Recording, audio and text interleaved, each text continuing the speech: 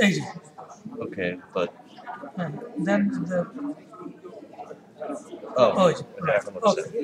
There you go. So we should be good. I should be able to hear you right now. Actually, you can call my name because everything should about it.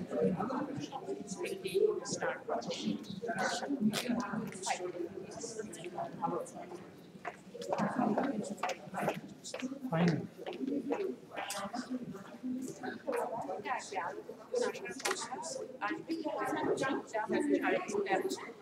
I still cannot hear you. Yeah. 지금 도체.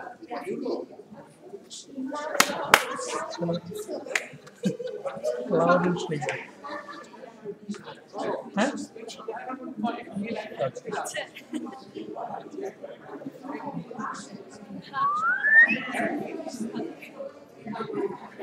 So I'm just going to check sound to me automate handle.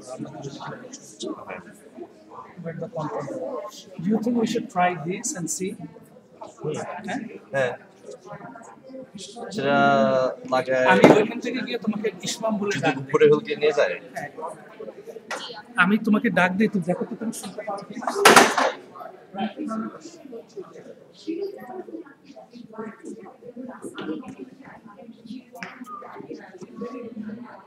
One, two, three. ওই যে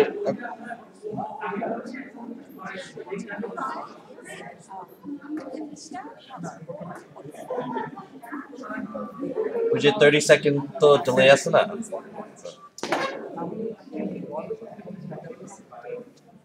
ওই যে এখনো যাও নাই ও যাইনি আচ্ছা আচ্ছা ওকে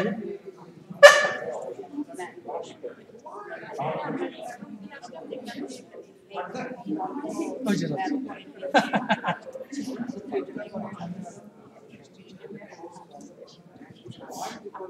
শোনা যাচ্ছে 1 2 3 বলছে শোনা গেছে একটু louder করে দিই আমি Yes.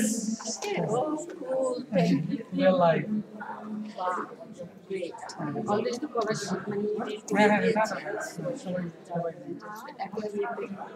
Next year we're going to do it much better. Like aro মানে প্রফেশনাল ক্যামেরা এনে এখনকার ভিডিও ক্যামেরাগুলো ভিডিও ক্যামেরা থেকে আপনার স্ক্রিন করা যায় সো আগে যেন এটা একটা নিয়ে আসছে এবার একটা স্টার্ট হলো হ্যাঁ এই যে স্টার্ট ইটস লাইক এখন যেই যাবে এটা দেখো যে লিংক করবে এটা স্টে তো এই সামনে ঘুরে আসে তোমাকে পার্টিসিপেট করতে পারবে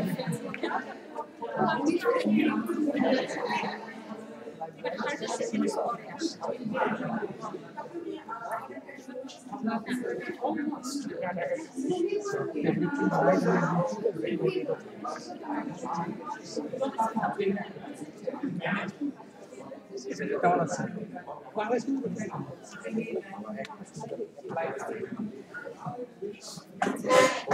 আমি জিজ্ঞেস করছিলাম আমাকে যে নিরূপণ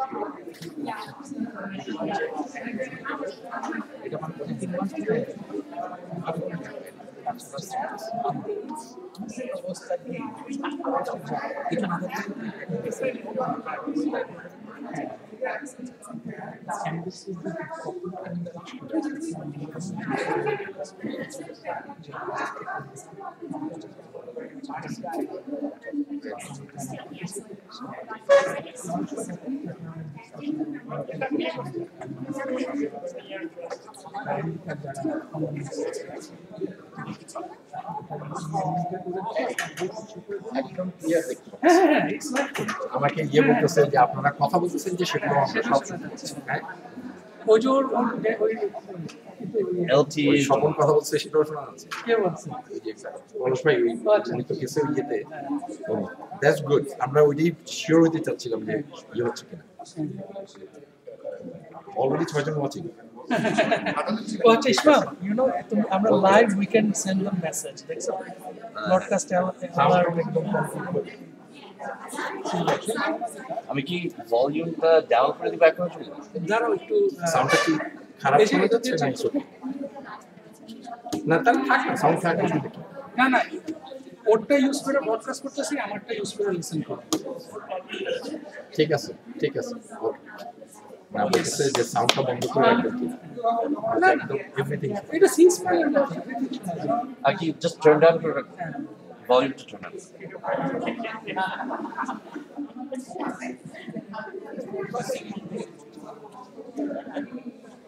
বাঙালি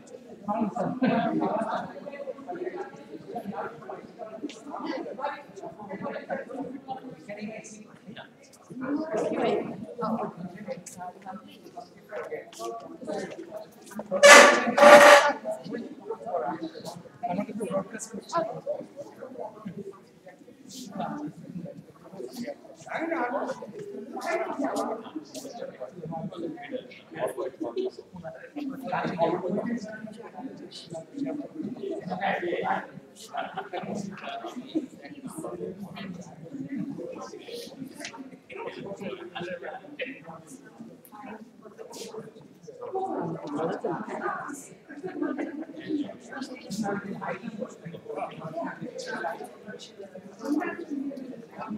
আমরা আগে এই লিঙ্কটা ইউটিউবে পাঠিয়ে দিছি আর কি সো যেই এটা লাইভ যাচ্ছে কিন্তু সো যেই ইউটিউবে এই লিঙ্কটা যাবে একদম লাইভ ব্রডকাস্ট উইথ সাউন্ড যেমন করে এটা হচ্ছে আমি এই যে তো এটা হচ্ছে এরকম লাগে তখন বলছিলাম যে আপনাদের অন্যান্য স্টেটের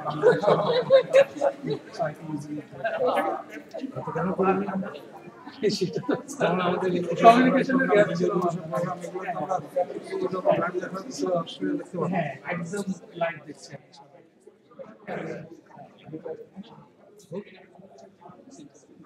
আপনি তো চলে যাচ্ছেন খারাপ লাগছে খারাপ লাগার কিছু না খেতে তো হবে না এক চেহারা বেশি দেখতে ভালো না না স্যার সেটা বলেন না ওই আপনারা আসেন মায়াবাদে তারপর আমরা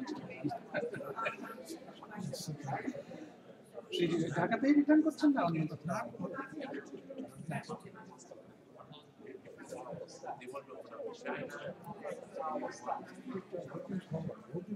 কোথায় এটার সাউন্ডগুলি দেখো 4.5 বছর ভাড়া 4.5 বছর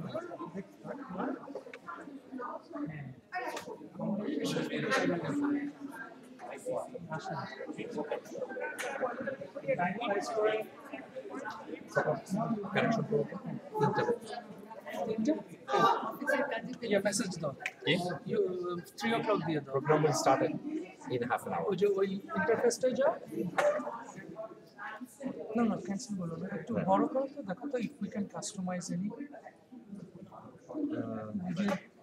সময়ের কথা বললাম না যে আমি আমার কাছে দিয়ে দেবো আমার মেয়ে is getting ready to go to college next year বলে যে সে দিনকে করে নিয়ে দিচ্ছে আমি জাস্ট অবাক হয়ে যাই মনে হয় যে এখনো বোধহয় সে আমার সে আমার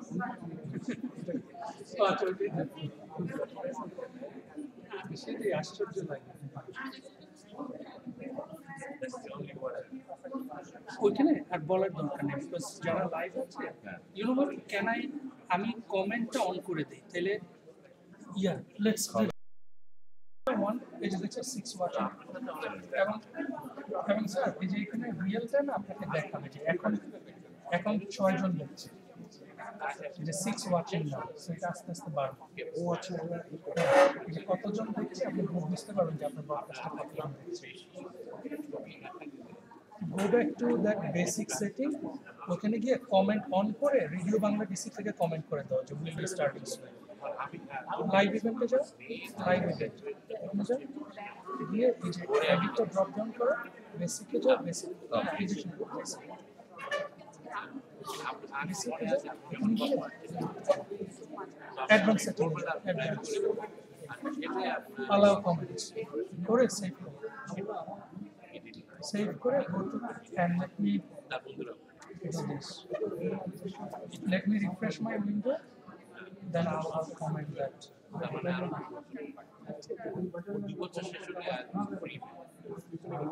I'll write it. Oh wait, also did I keep caption right now? Yeah? এগুলি এখন তুমি ইয়ে করে দাও। Oh, caption at top of the হ্যাঁ, লিখে দাও। The event will start at 3 p.m. Please stay tuned.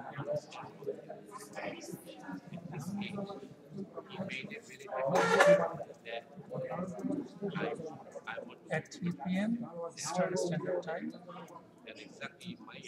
So EDF. EDT or EST.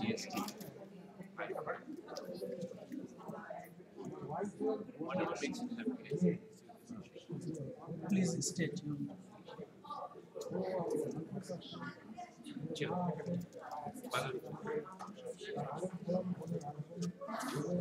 know what? I can.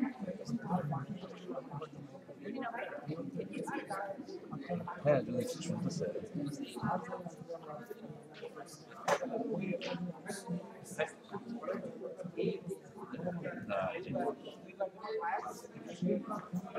আমাদের অনলাইনের সমস্ত দর্শক শ্রোতাদেরকে বলছি, আমরা কিছুক্ষণের মধ্যেই বাংলাদেশ লিবারেশন আর্কাইভের এবছরের প্যানেল ডিসকাশনটি শুরু করে দিব। আমরা অনুষ্ঠানটি ঠিক দুপুর 3টা ইস্টার্ন স্ট্যান্ডার্ড টাইম শুরু করব। আপনারা যারা অনলাইন আছেন ধৈর্য ধরে অসংখ্য ধন্যবাদ। আপনারা অনলাইন থাকুন। আমাদের অতিথিবৃন্দ এখানে চলে এসেছেন এবং আমরা 15 থেকে 20 মিনিটের মধ্যে অনুষ্ঠানটা শুরু করব। ধন্যবাদ।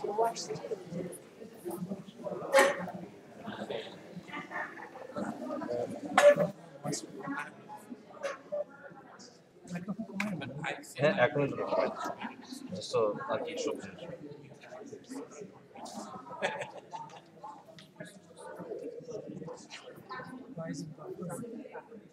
তোমারটা যে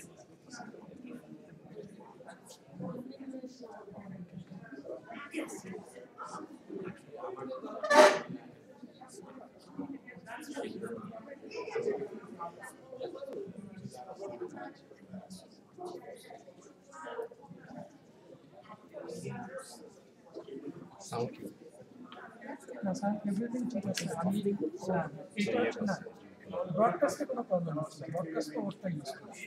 ওটা So, লিংক এটা আমার তো মধ্যে ওই যে ইন্টারনেট Same ঠিক আছে। স্ট্রিম আউট হচ্ছে ওর ইন্টারনেট কানেকশন, আর আমি যেটা ওয়াচ করতেছি ও just load করতেছে। এটা হচ্ছে এমবাসি কানেকশন। আমি বলতেছি এই যে the event will start at 3 p.m.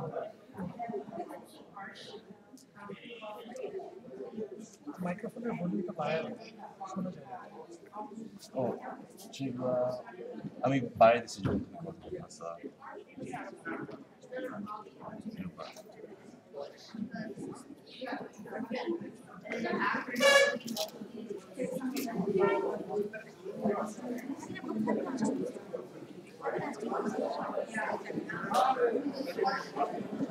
আমার কথাটা শোনা যাচ্ছে দাঁড়াও।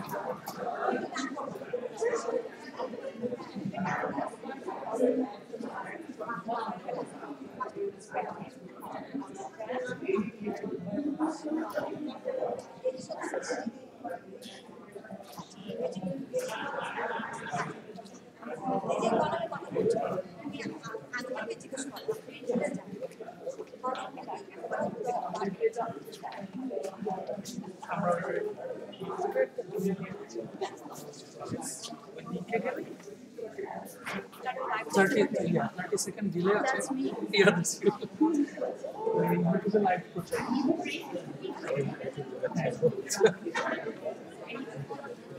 আচ্ছা চলো তো এখন দেখি আমরা আর কোনো রিফাইন করা যায় কিনা। ওই যে ধরো ওই ইউটিউবের ইন্টারফেসটা গিয়ে দেখি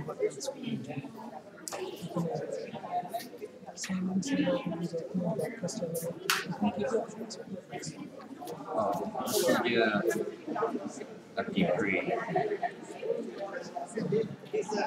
Analytics, yes, digital data.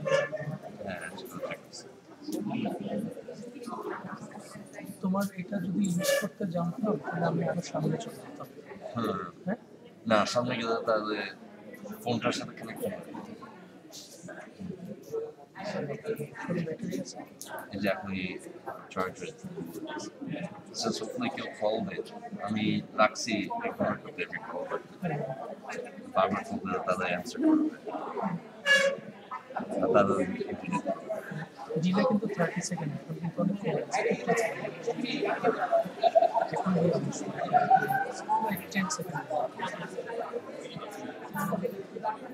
So এমন মনে হচ্ছে এটা কি মানুষের যে দেখতেছে ads? হ্যাঁ হ্যাঁ রাইট Streaming.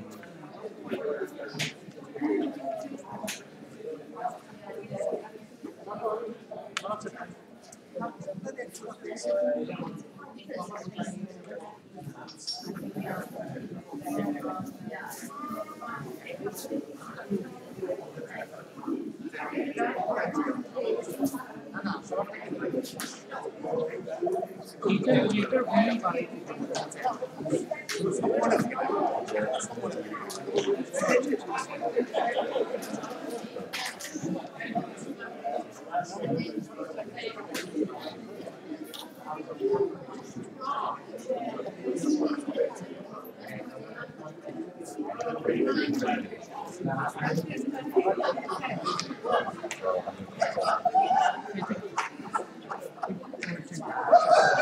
আমাদের জন্য তারপর হচ্ছে but that's fine.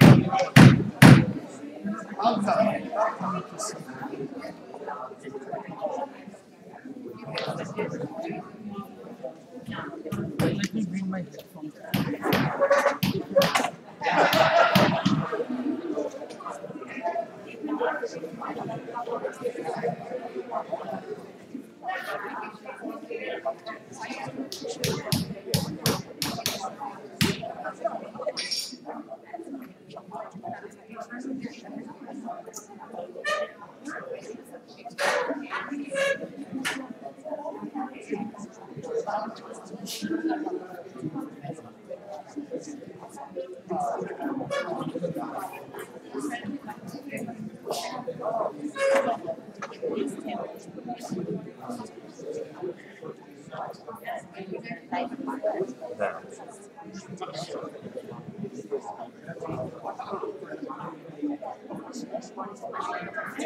হ্যাঁ না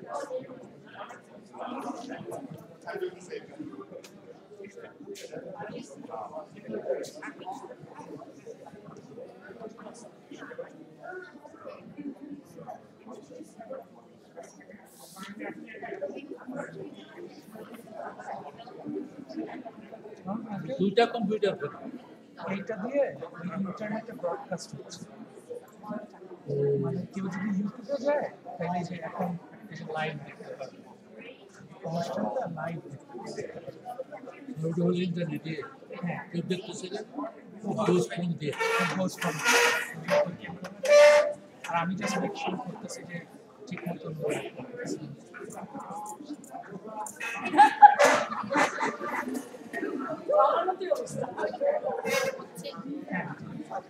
delete check.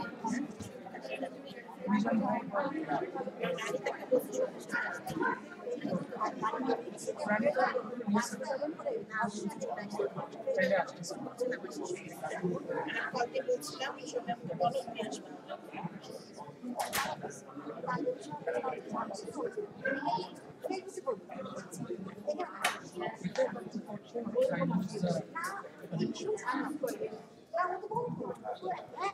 Okay, 30 seconds still.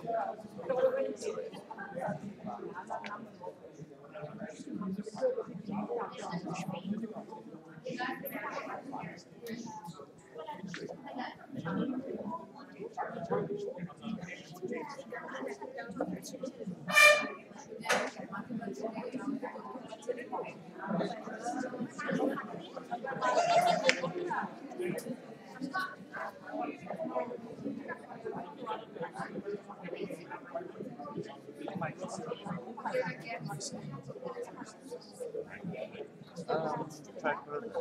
we were custom. I'm hoping that as soon as I connect it, it's going to show up in the so you just pick and choose. আগে শুনে নি যদি once they start সবাই তো quite হয়ে যাবে তখন না হয় যদি শোনা না যায় তাহলে ক্যামেরা থেকে ভিডিও ক্যামেরা ওইটা থাকে তো zoom in zoom out professional আচ্ছা ভাই এটা দিয়ে zoom করে দাও। দেখো না করে দেখো ইন্টারভিউ থেকে yes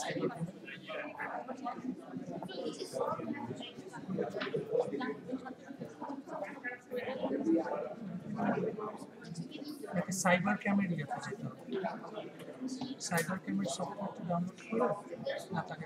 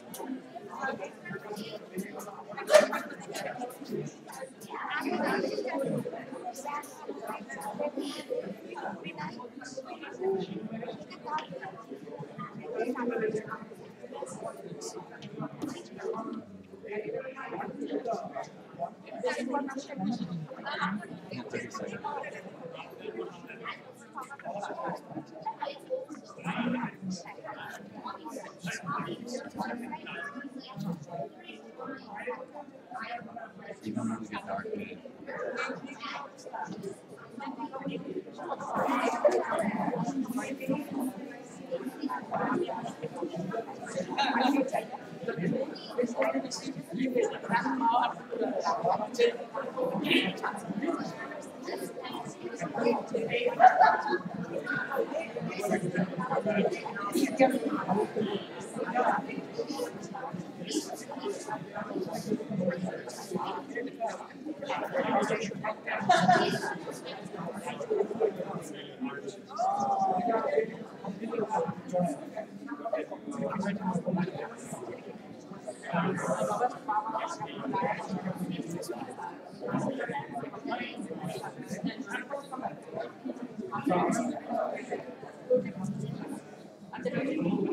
that's what I'm watching.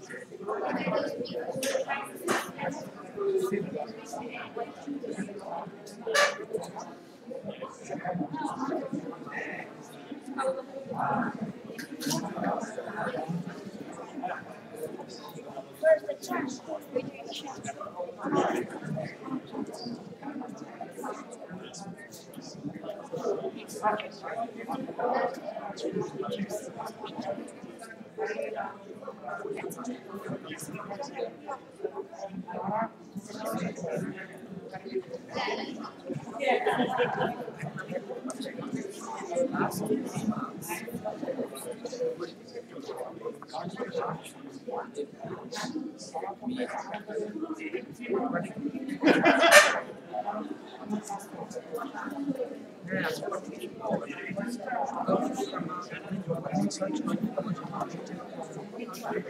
Webcam This is the software এটা তো এনকোডার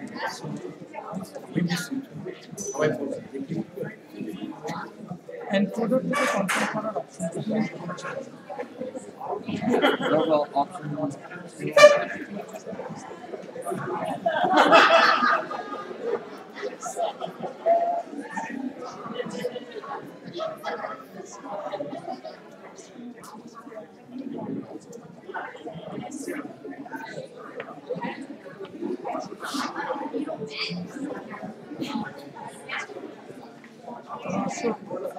স্পিকারের পাশে লাগানো তো ক্যাপচার সাউন্ড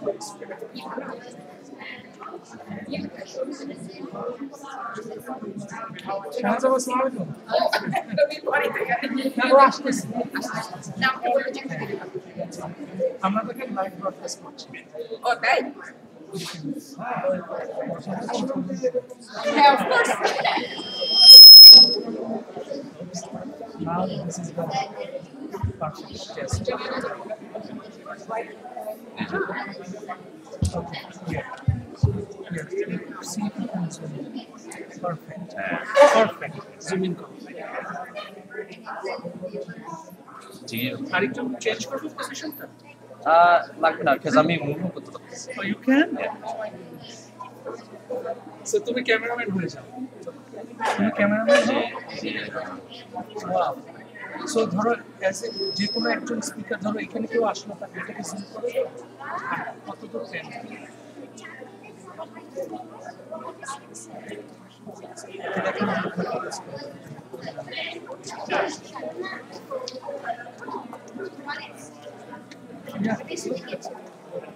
এই রানিসা আর আরিয়ান আসছে আসছে দেখাম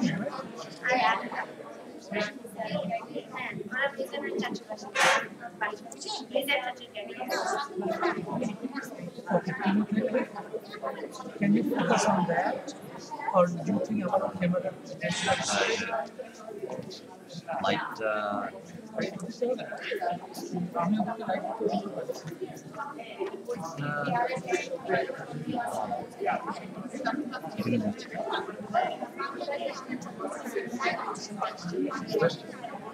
এই মামা দেখেন কতক্ষণ জিনিস করা যায় এটা ক্যামেরা জুম ইন সাইজ মানুষের চেহারার উপর জুম আউট ঘুরানো তো ইসলাম ক্যামেরাম্যান আমি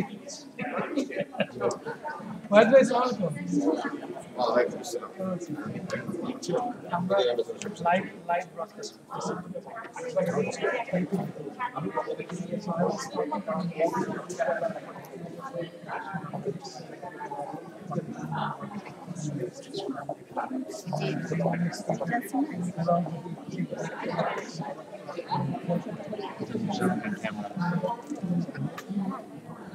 all I need is this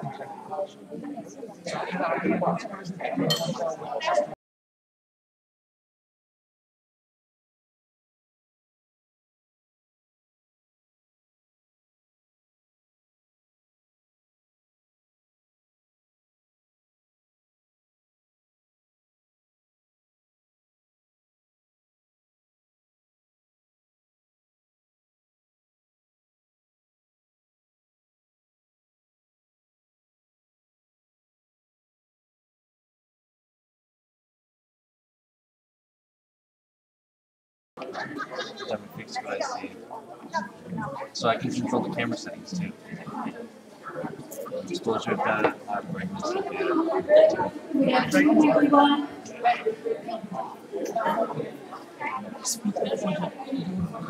Good afternoon.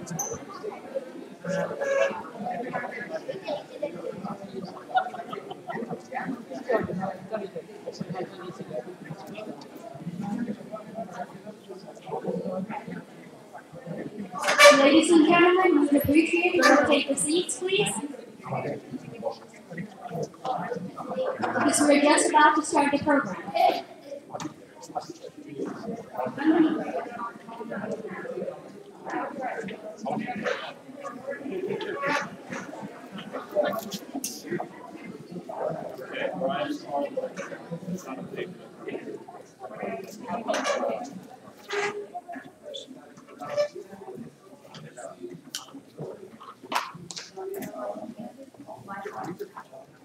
Good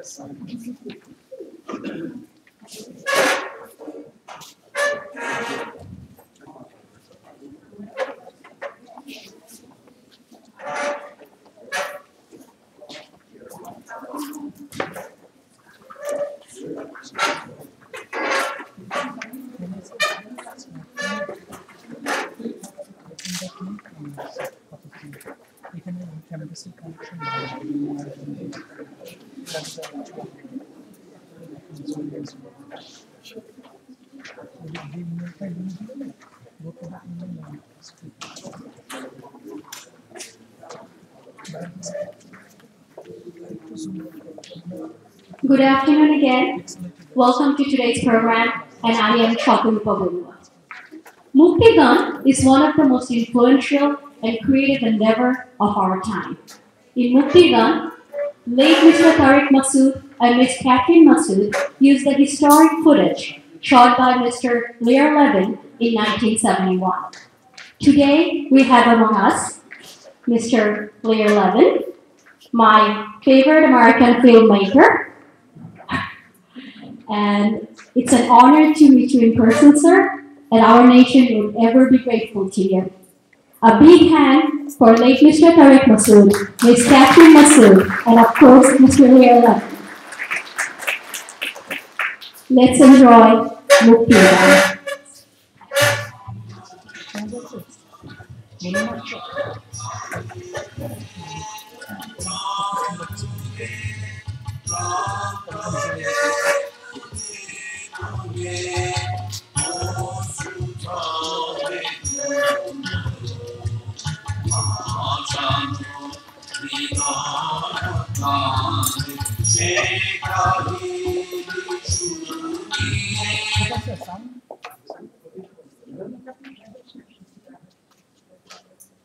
আমরা নিউইয়র্কে ছিলাম 1990 সালে এবং তখন অনেকটা কাকতালীয়ভাবেই লিয়ার লেভিন যিনি 71 সালে বাংলাদেশে এই মুক্তিযুদ্ধে বিভিন্ন দলিল চিত্রায়িত করেছিলেন তার সঙ্গে আমাদের পরিচয় হয়।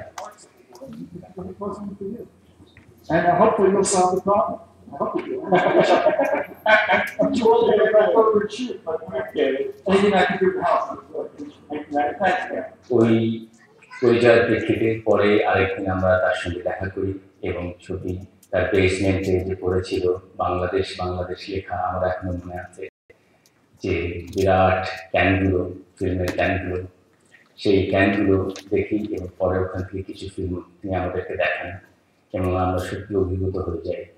যেভাবে দিয়ে শুট করেছে ফিল্মটা আসলে ঠিক ডকুমেন্টারি না, যদি শোটা নিউজরিয়াল ডকুমেন্টারি ফুটেজের মতো তাহলে অত ভালো লাগতো না, বাট যেহেতু এই ট্রিপের মেম্বারদেরকে সে ক্যারেক্টার হিসেবে বানিয়ে ফেলেছে, এই একটা ন্যারেটিভ এলিমেন্ট চলে আসছে ছবির মধ্যে।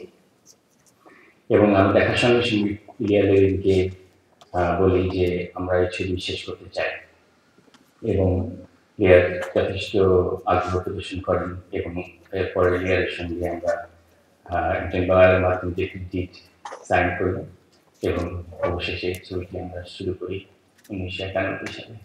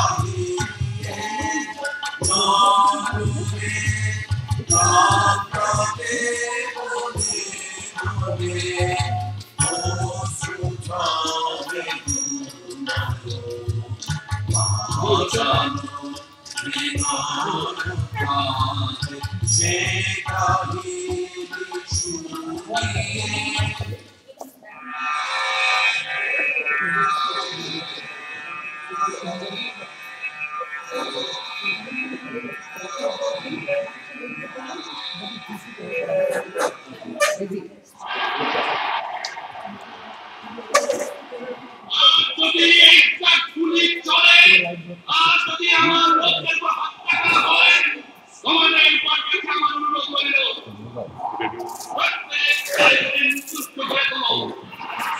পর্যটনের হাতে কোনো ফোনটা ওই দেখতে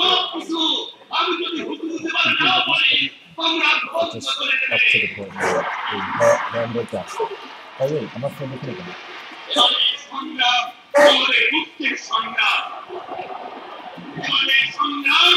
স্বাধীনতার সংগ্রাম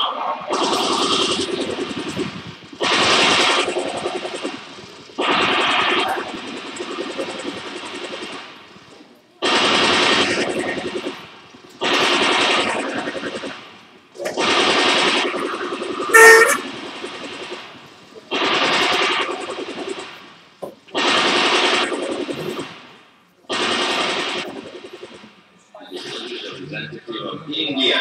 More than 10 million people have been I will not go to area religious first. But whatever the number, we are prepared to take back the refugees to their home. The Pakistan government was willing to meet with an appropriate representative of the so-called Bangladesh.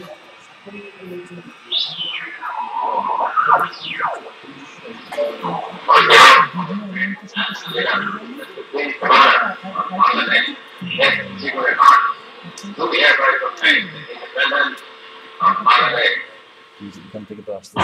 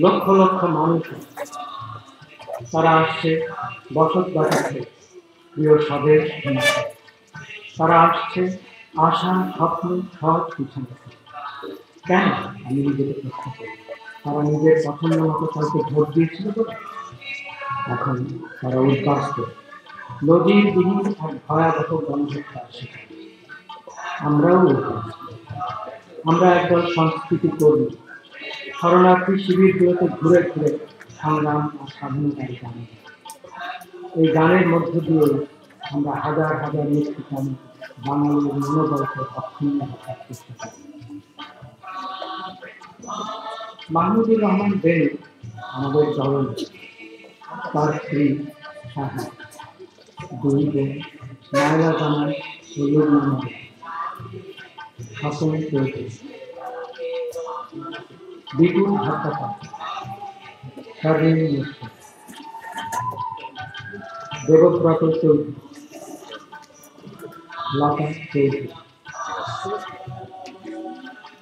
দুলাল চন্দ্র সিং ও আমি তারেক আলী বাংলাদেশ মুক্তি সংগ্রামী শিল্পী সংস্থা নামে ভ্রাম্যমান এই দলটির সাথে প্রত্যক্ষ বা পরোক্ষভাবে যুক্ত রয়েছে আরও অনেকে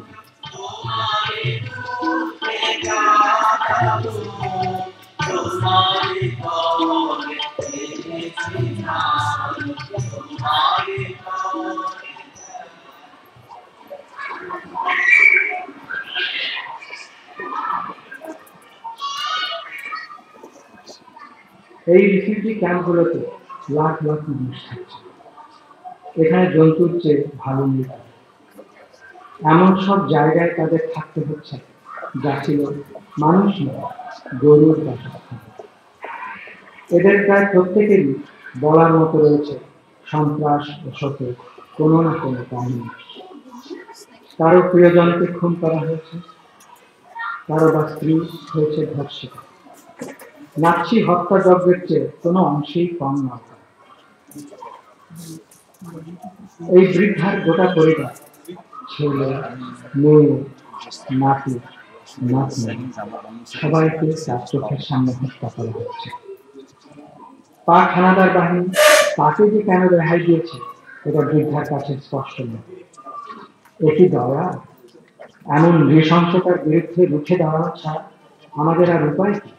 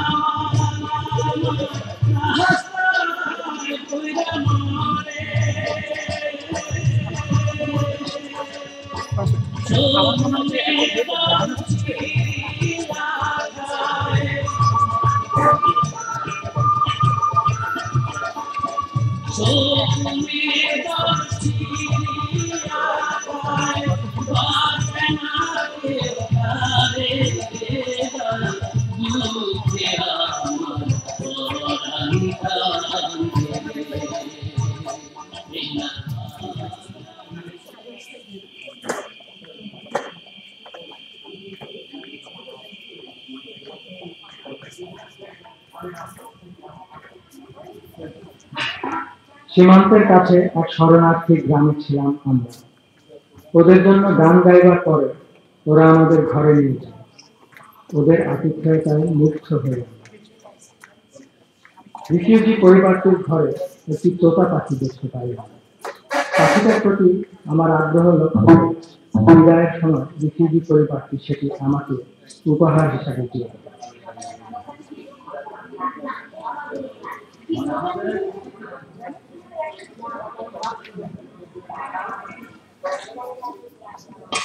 খেতে খেতে অনেক কথা হলো ওদের সঙ্গে।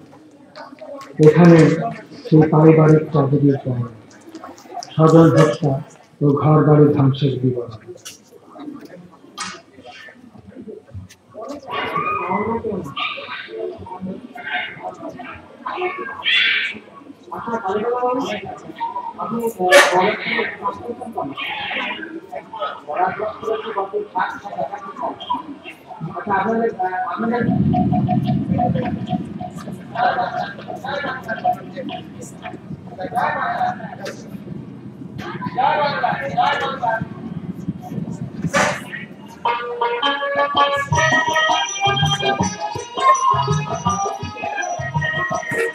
সীমান্ত এলাকায় শত শত প্রশিক্ষণ কেন্দ্র গড়ে উঠেছে। হাজার হাজার তরুণ এখানে মুক্তিযুদ্ধে যোগদানের জন্য প্রস্তুত হচ্ছে। আমরা এরকম একটা ট্রেনিং ক্যাম্পে দান করতে এসেছি।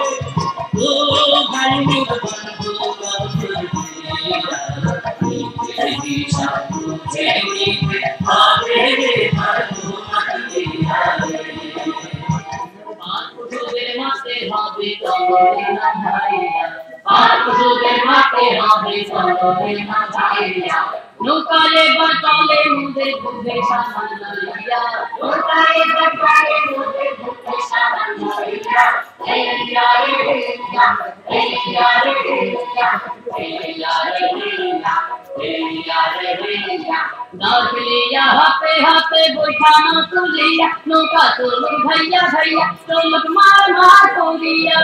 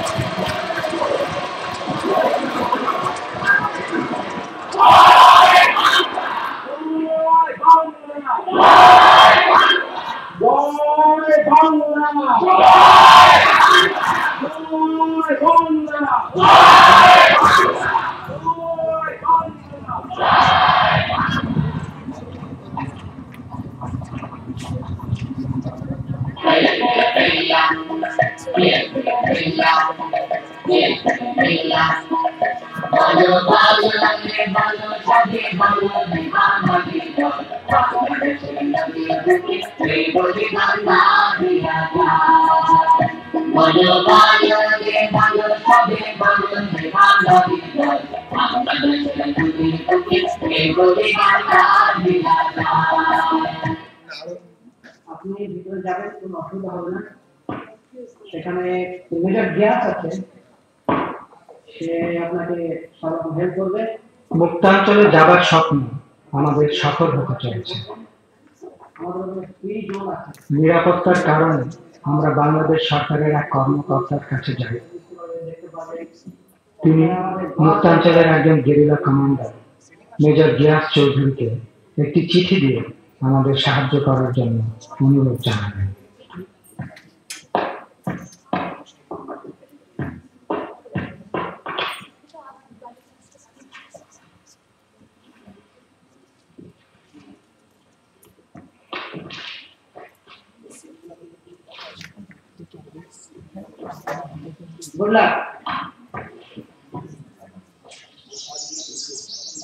বর্ডারে পৌঁছে কয়েক মাইল হাঁটার পর মুক্তাঞ্চলের প্রথম দৃশ্য চোখে পড়ে, যেখানে সীমান্ত বরাবর উঠছে আমাদের নতুন দেশের পতাকা।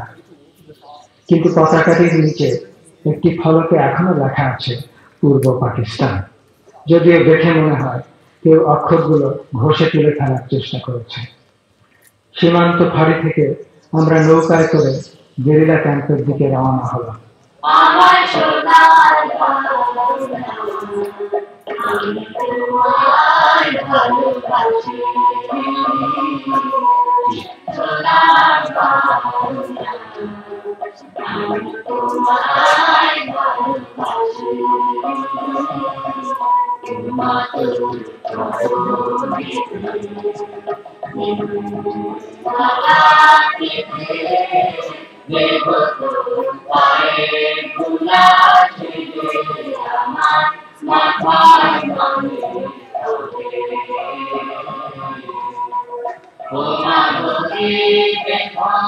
যাচ্ছে তারি জীবন অনন্তকালে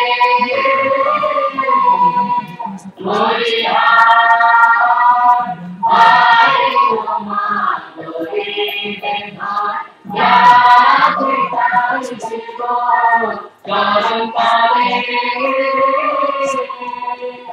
আমি অনেক অনেক ভূষণ বলে মাতর ভূষণ বলে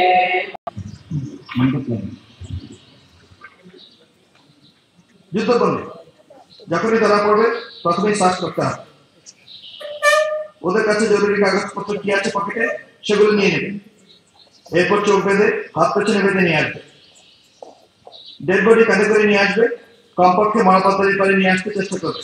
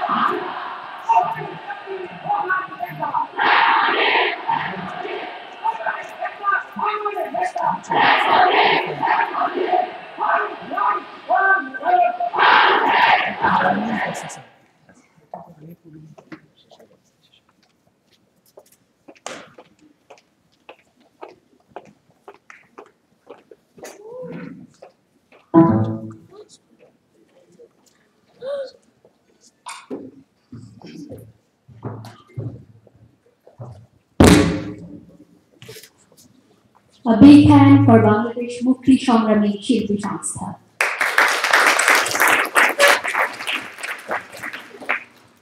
Our apologies for not being able to show the film in its entirety because of the time constraint. As we all know, Bangladesh Liberation Archives are today's organizer. BLA started its journey in 2012. It has been 2 years of social engagements to promote the spirit of liberation war among the diaspora Bangladeshi community in the United States. And today's event is their 5th initiative. Now, I would like to welcome Mr. Shamin Chaudhry, a team member of Bangladesh Liberation Archive, to share a few words with us. Ladies and gentlemen, Mr. Shamin Chaudhry.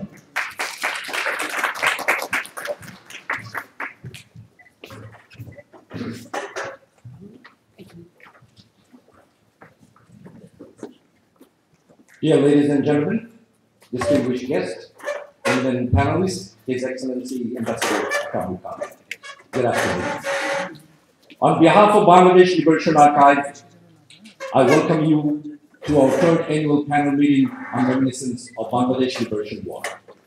Bangladesh Liberation Archives is hosting this very important event where we bring subject matter experts from around the globe to narrate their professional or personal experience encountered during the Liberation War of 1971.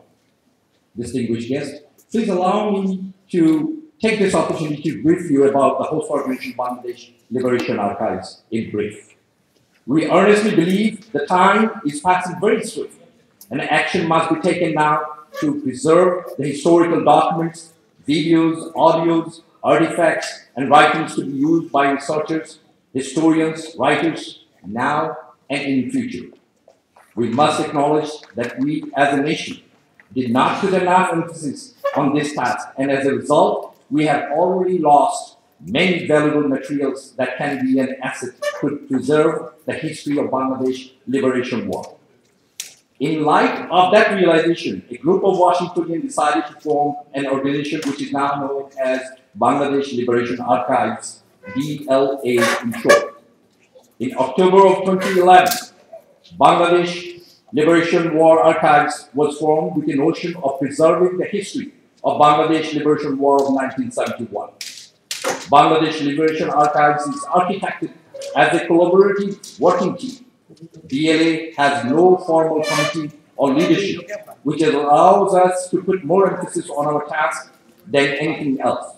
We like to emphasize Washington-based initiative Bangladesh Liberation Archives has no political affiliation and above the temporal and spatial barriers and any partisan deceitful debates. We seek truth and beyond the truth. Since its emancipation, BLA has conducted a number of seminars with eminent guest speakers from around the globe, photo exhibitions, write-up campaigns, and most importantly, working on its chief mission on archiving artifact, video, audio, and documentation. We have taken several projects which are ongoing. Preserving oral history project is one of our most focal projects where we have taken video interviews of important personalities, those who shaped and witnessed the historical path of our liberation war.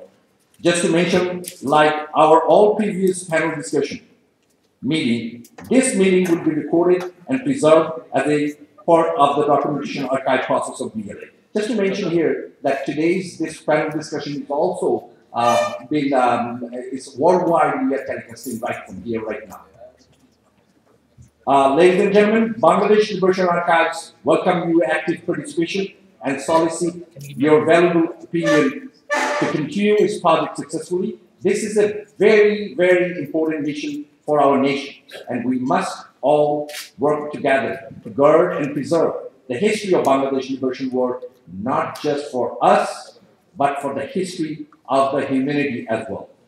We all owe this to the millions of victims of genocide, Bangladesh and elsewhere in this planet. We thank you once again on behalf of Bangladesh Liberation Archives for your presence and sincerely hope today's reminiscence of Bangladesh liberation by our very distinguished panel will shed a new light on the importance of preserving the history before the extinct. We are quite confident that discussion like this will strongly encourage you to look back and say, genocide never again. Thank you.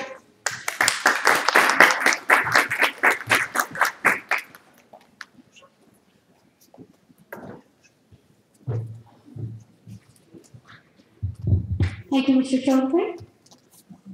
We are about to begin the panel discussion. Our special guest of honor today is His Excellency Ambassador Mr. Akramul Kadir. Today's panelists are renowned filmmaker and photographer Mr. Lear Levin, scholar, speaker, and author Dr. Sheni Shahabuddin, and a lifelong and avid follower of Bangladesh politics, Mr. Lawrence Lifshitz. Our panelists have one thing in common. Without their sacrifice and contribution, we would probably not have the same history we have now. Mr. Anis Ahmed would moderate today's discussion. He is a scholar, a teacher, a poet, a broadcaster, and also a team member of BLA. Now, I would like to request His Excellency Mr. Ambassador, the panelists, and our moderator to take their seats up on stage.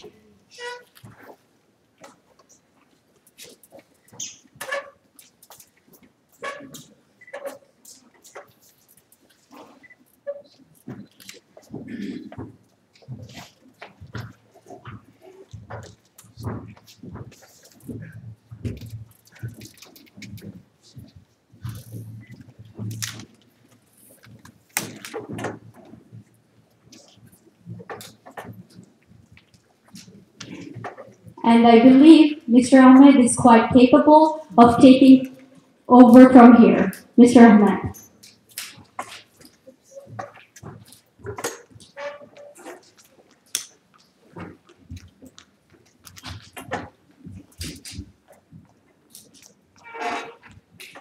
Thank you indeed. Our special guest program, Your Excellency Ambassador Akram Qadir, distinguished panelists, distinguished guests, ladies and gentlemen, good afternoon. As you have heard, Bangladesh Liberation Archives here in Greater Washington area, since its inception a little over 2 years, have been organizing discussions, speeches, exhibitions to bring in awareness, particularly amongst the younger diaspora from Bangladesh, about the liberation war in Bangladesh. This organization has felt the need to let the post-1971 generation know the trials and tribulations that the Bengalis had to go through to realize a long cherished dream. We are indeed privileged here to have distinguished panelists who will reflect on the liberation war in Bangladesh, where we know millions sacrificed their lives, millions more had to flee their motherland, and millions fought for the independence of the country. Before we begin our panel discussion, let me have an opportunity to introduce our special guest of honor, His Excellency Ambassador Akram Qadir. Ambassador Akram Qadir became the Ambassador of Bangladesh to the USA in 2009. A career diplomat with a cabinet rank of State Minister appointment, during 90s, Ambassador Qadir served as Bangladeshi High Commissioner to South Africa, concurrent appointment to Zimbabwe, Swaziland, Lesotho, and Namibia, and to Thailand, concurrent appointment to Cambodia. He also served as a permanent representative of Bangladesh to the United Nations Economic and Social Commission for Asia and Pacific. He joined the Pakistan Foreign Ministry in 1968 and then joined Bangladesh Foreign Ministry upon his return from Pakistan in 1972.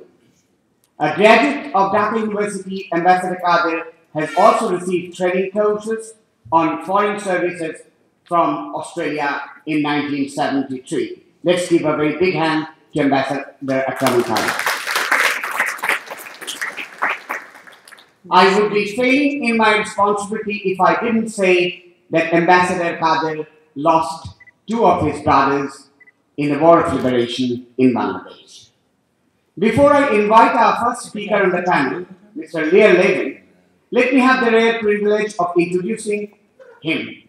As a producer of a pro bono television commercial to highlight the devastating 1970 cyclone, Mr. Levin was in the erstwhile East Pakistan to raise humanitarian interest of American people in that calamity.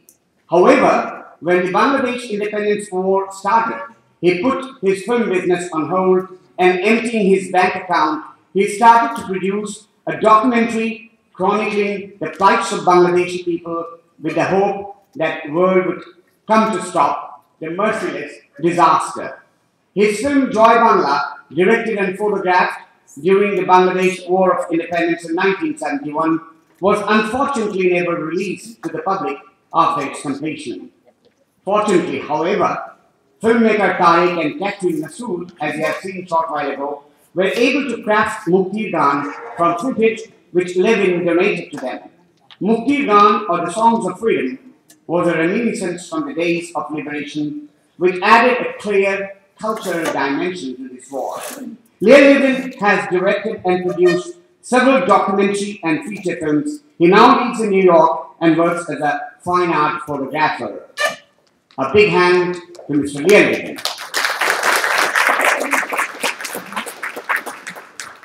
As I always say, that 1971 for the Bengalis in Bangladesh, in the words of Charles Dickens,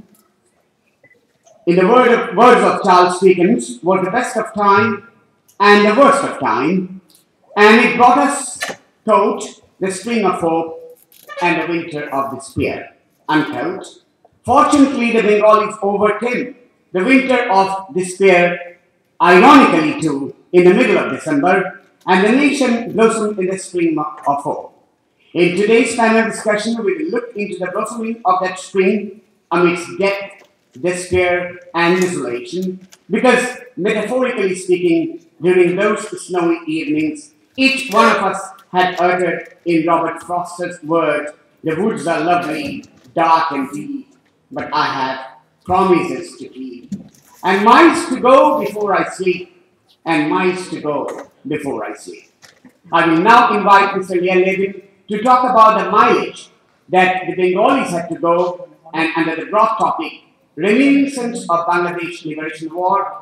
His specific topic is Witnessing the Brutal Birth of a Nation, Personal Experiences and Reflections of 1971. Ladies and gentlemen, Lear Levin.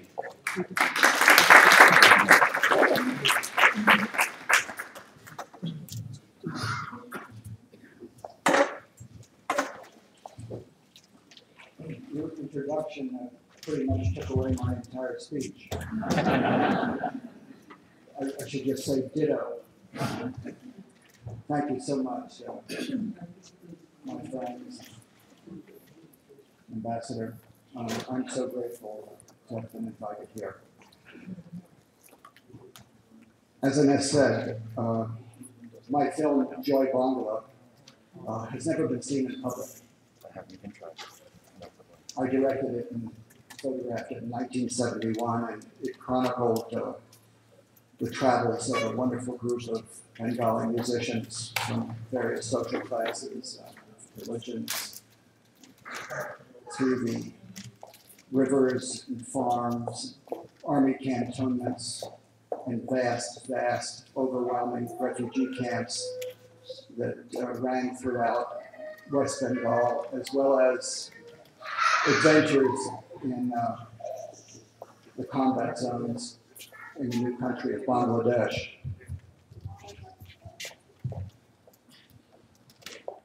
All the footage that I shot, all the hours of footage, I willingly gave to Catherine and the late Tarek Masood, and they were able to craft their seminal film, Muktagan, from that material. And for this, I am eternally grateful. Going back 4 decades, the 1960s in America was a very polemical time. People were marching on Washington, they were marching on City Hall in New York City, they were fighting against injustice all over the country, inequality, racial discrimination. Most of all, the unjust war that we had promulgated in Vietnam.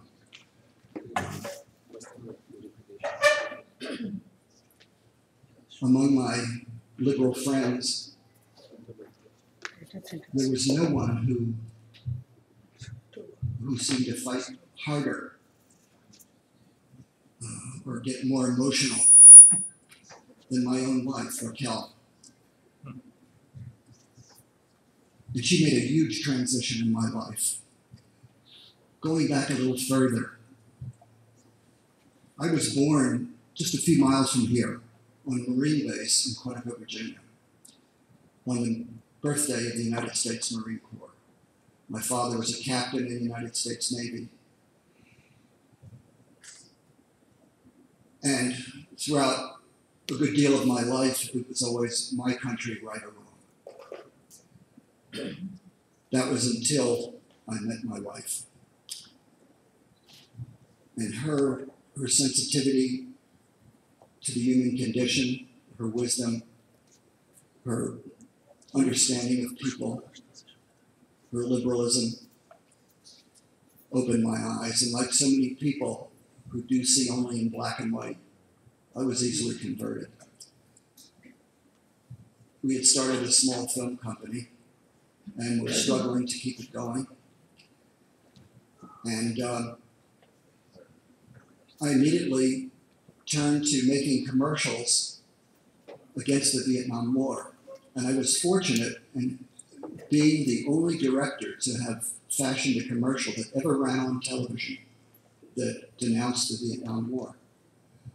I also did documentary work against apartheid in South Africa and work in film regarding the injustices foisted upon civil rights workers and people that tried to register Americans to vote. And in 1970, when the tragic occurrence of the cyclone hit East Pakistan, I was approached and asked to do a pro bono commercial that would hopefully raise money to aid and feed the survivors and refugees from this horrible disaster. I gladly took the offer, and it was very successful. A few months later, when the conflict surrounding your fight for independence and the declaration of a new country, the birth of a new nation, Bangladesh, came about, and millions of refugees fled for their lives into India because of the aggressive invasion by the West Pakistanis. My company lawyer, who was a member of the International Rescue Committee, journeyed over to Kolkata to see if there was something he could do. At the same time, my friends and I were incredibly moved by the George Harrison concert to raise consciousness about the plight in Bangladesh. And what struck me most of all, other than the emotion that was generated, was the fact that this was done by artists. And I thought, well, that's how I fancy myself. Maybe there's something I can do. The cyclone raised some money. Maybe I can raise some attention on my own. So I discussed it with my wife, and she said, honey, you can go. Just make it 10 minutes long. It's a news story. Come back. We'll try to get it on television. See what happens. I said, fine. I closed my company. I surrounded myself with a very small crew, and I brought my favorite assistant cameraman, Frank Gell, over from London with the equipment where I rented the sound and camera equipment. And we all met in Calcutta. The journalist, Richard Levine, who had preceded us over, put us in touch with the wonderful troupe of musicians led by Daniel Rahman and his wife.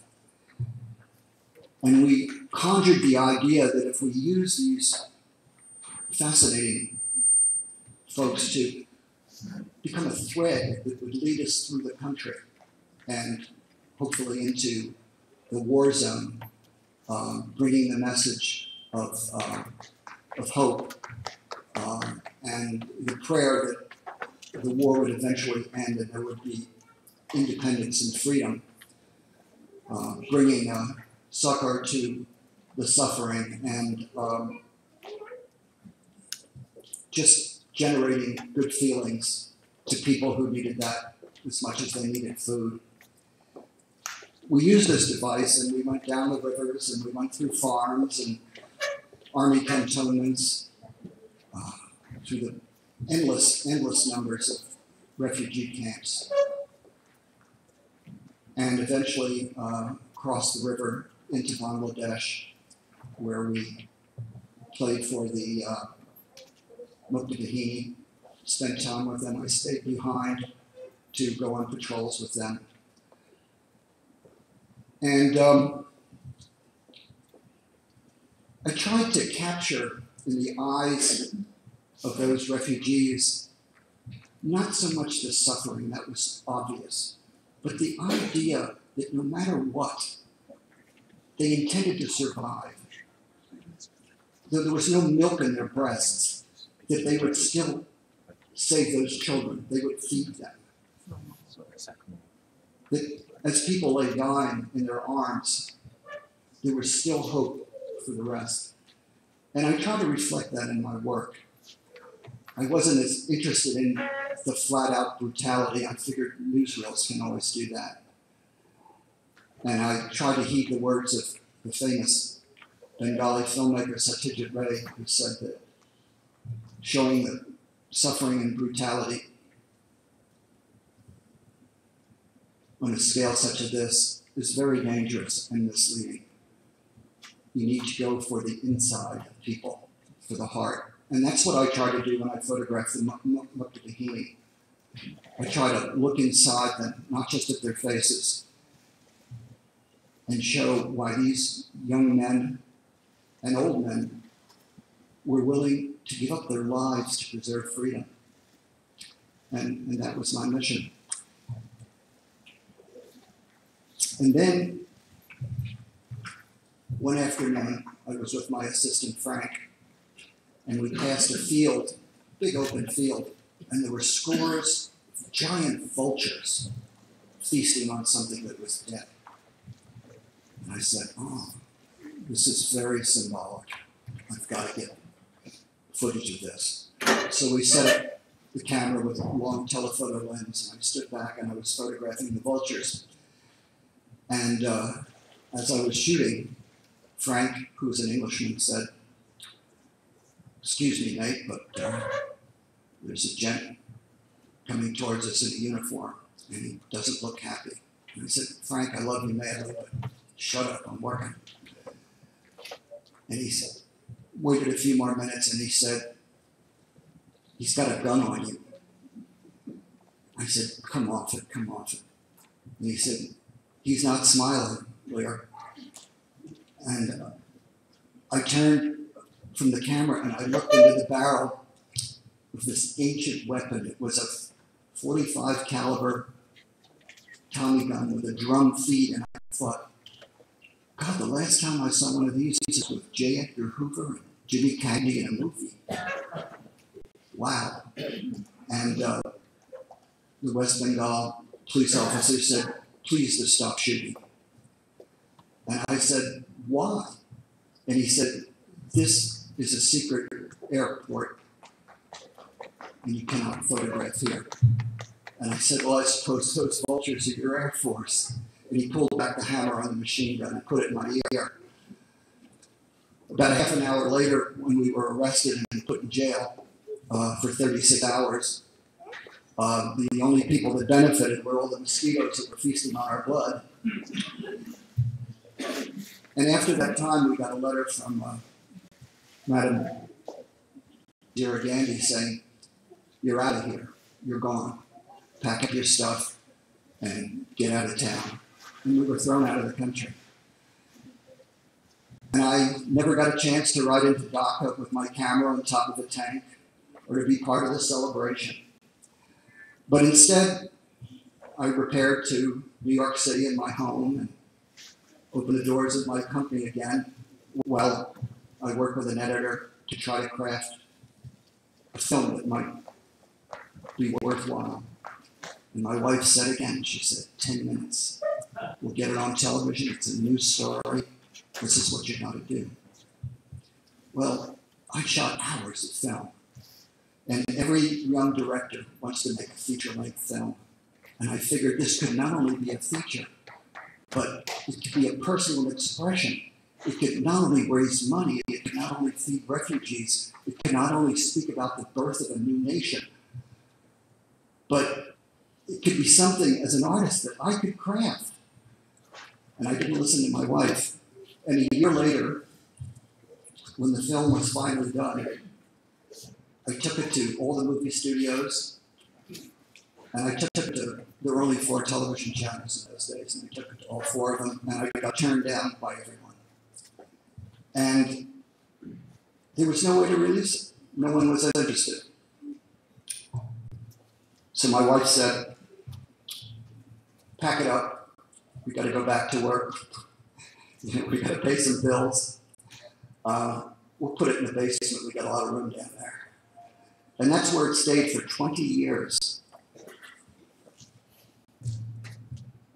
And occasionally I would look at the still photographs and reminisce and talk and tell stories, and the whole scenario seemed to fade into the distance. And then I was approached by a young, handsome, hot-headed Tourette Masood. He'd gotten my name through friends, and his cousin Benu Rahman, who was the leader, along with his wife, of the musical troupe that we traveled with, had told him about the filming. And he realized that this was some of the only footage that remained from the conflict. And I arranged a screening for him, and we sat down and we looked at a few hours of film. And we looked at my cut film, which I called Joy Bonilla. And he said, I must have all this footage, you must give it to me. And I said, well, under what circumstances? He says, no circumstances, you've got to give it to me. And I said, wait a second, I was shot at. You know, I mean, I lived on, you know, samosa for 8 weeks. You know, we didn't have the guts to eat real food because everybody around us was starving. We couldn't do that. You know, my crew and I give you the footage. I just can't give you the footage. My wife said, give them the footage. We'll clean out the basement. When you're dead, the kids are going to get stuck getting rid of it anyway. So then I met Catherine Masood. And in 10 minutes, I was putty in her hands. First words out of my mouth were, take the film, please. Go ahead. She's so charming, so talented, still is, just as brilliant as ever.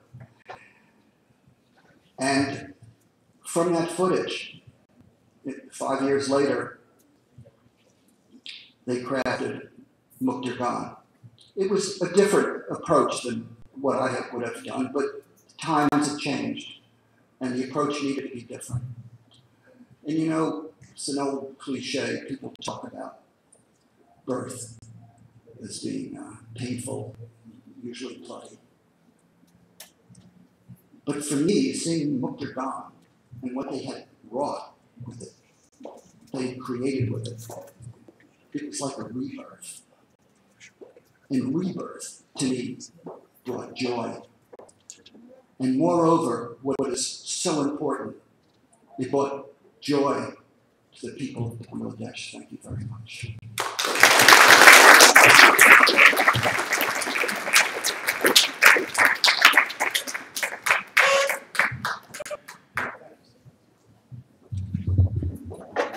Thank you, Mr. Lear Levin. As you heard, cultural programs also played an important role in Bangladesh. He was mentioning about Benu Rahman, Mahmood Rahman Benu and his wife, and also how Tariq Masood got the film transformed into a kind of new thing. But still, culture played an important role in the War of Liberation, as we know. Our next speaker on the panel is Dr. A.K.M. Shahabuddin, more popularly known as Shelly Shahabuddin amongst his readers. He is a speaker, thinker, and writer on the subjects of liberation war, secularism versus fundamentalism, intellectual murder, and genocide in Bangladesh. His connection to Bangladesh War of Liberation is very intimate and indeed tragic. His sister, poet and journalist Selina Parveen, was the only woman journalist who was brutally killed on 14th December 1971, along with other intellectuals in Bangladesh. Dr. Shelly Shahabuddin is a dedicated person to the cause of the liberation war in Bangladesh, not only for the irreparable personal loss that he and his family had to go through, but through his writing and speeches, he has also gone beyond and above this personal tragedy. He has published 2 books, one of which is a memoir of Shahid Selina Parveen. Shahid Selina Parveen Smriti Grantho is the Bengali name. Currently working as health program manager in California Correctional Healthcare System, Dr. Shahabuddin is a researcher on medical science and has published more than 35 research articles. So let me have the opportunity to invite Dr. Shelly Shahabuddin.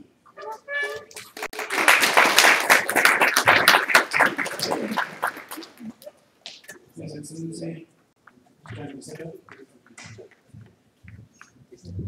distinguished panelists, distinguished guests, ladies and gentlemen. I will try to open and window for a short glimpse into the personal tragedy that I had and the nature of genocide in Bangladesh in 1971.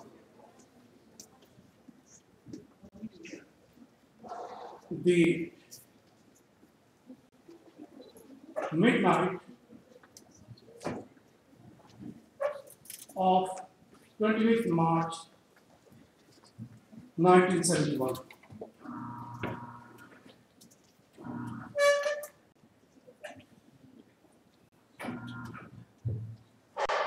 A little before midnight, I fell asleep in a building in Whitford Hospital. A little after midnight, I jumped out of my bed. In panic, in shock, terrorized, I thought, it's the end of the world. There was such a sound I never heard in my life. Before or after, I never imagined such a sound. After a few moments, I was still in shock. And I thought there is an earthquake going, because I was confused. My confusion subsided after a moment. I came out of the room. I saw a big fire on the horizon, not far from Whitford, and the flames were leaping to the sky. It was Naya Bazar. The whole Naya Bazar burning. They had big godowns of timber and paper. The Pakistan army shelled it with cannons to create a big scene and terrorize. That fire blazed for 3 days and nights. Nobody was allowed to come near it and put out the fire. Everything was charred, and nobody knows how many people died inside those buildings. And Pakistan army or its people itself removed all the remains, and to this day we don't know what was there. So that goes one part of our history, part of the genocide. The next week, I woke up early in the morning again because of an odd sound, an eerie sound that I never heard before. It was a low rumble, and the ground was shaking. And later on I learned that it was tanks moving on the two sides of Whitford, amphibian tanks. They crossed the river Buriganga to attack the people of Jinjira, the industrial village across Jinjira. And they landed paratroopers on the other side of Jinjira. Two-pronged attack. Later on, I learned from a person who was there on that day that villagers were running for their life, but many could not run. They all died. After that, I saw many things, but I don't have the time to relate all those things. I will tell you one thing that I don't hear anybody say, but when I talk person to person, I talked with my wife once about it, and she said yes. We suffered this, which was a terror. I don't know why people doesn't discuss about it. I did not read a single point, a book, or didn't see a film which was able to depict the terror that we suffered for 9 months. And I think the singular difference here was this, that in many countries, such attacks come from outside. In our country, It was taking place both from outside and inside. Our enemy were more dangerous inside than outside. The fundamentalists. The place where I worked, Whitford Hospital, my own colleagues, some of them belonged to that fundamentalist party. Many of them I didn't know, but those I knew, some of them at times threatened me. I will report to you. Why? You will listen to this Shadin Bangladeshi. I know you are one of them. So we used to be in constant fear. And that is one thing I'm still waiting to see or read. I myself do not have the capability to write about that. And after that, I will take you to 16 December. It is my opinion that that was the best of our time, worst of our time. 16 December, we heard that the Pakistani army has been defeated. Bangladesh has come. Everybody was in joy. But we in this Whitford immediately started getting dead and wounded people in enormous number. Why? People came out in joy into the street without thinking anything. And they were shot at by the snipers from everywhere after the surrender. And there was a big mosaic floor in front of me for emergency building. It was all piled up with dead people. The floor was red from one end to the other. I cannot forget this. And the wounded were so many.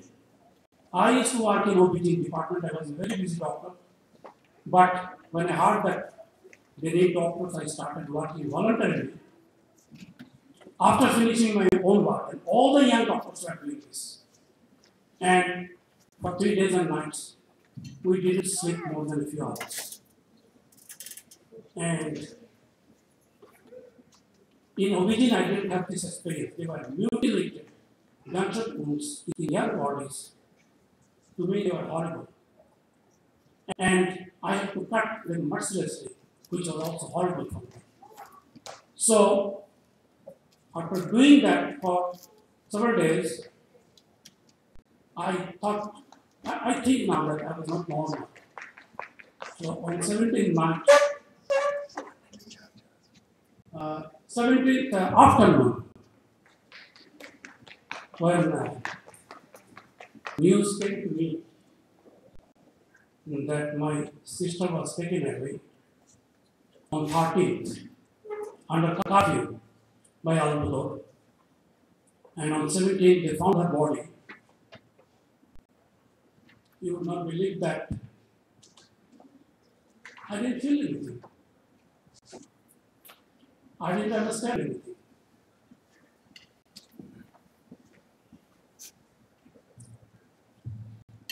This is the first time I'm speaking in public about it. So please forgive me. Only once I spoke in front of BBC camera about it. That was also difficult for me. This is also difficult. But I kept silence for 25 years and I thought it's not right to be silent. So I took out that book after the 25 years. But it is the first time I'm speaking about her. This is her when she was young. And she was an angry young woman at the time. She was unusual.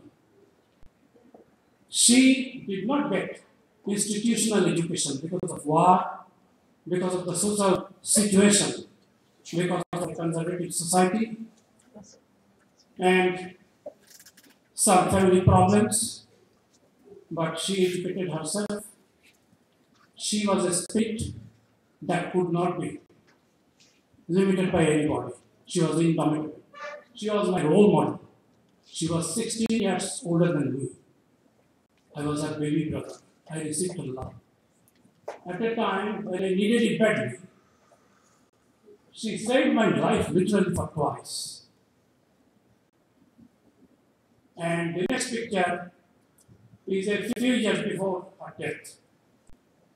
She was given to marriage twice with husband that tortured her. So she divorced them. She has a son from her second husband. So she started fighting to establish herself on her own in order to express herself and then to raise her child.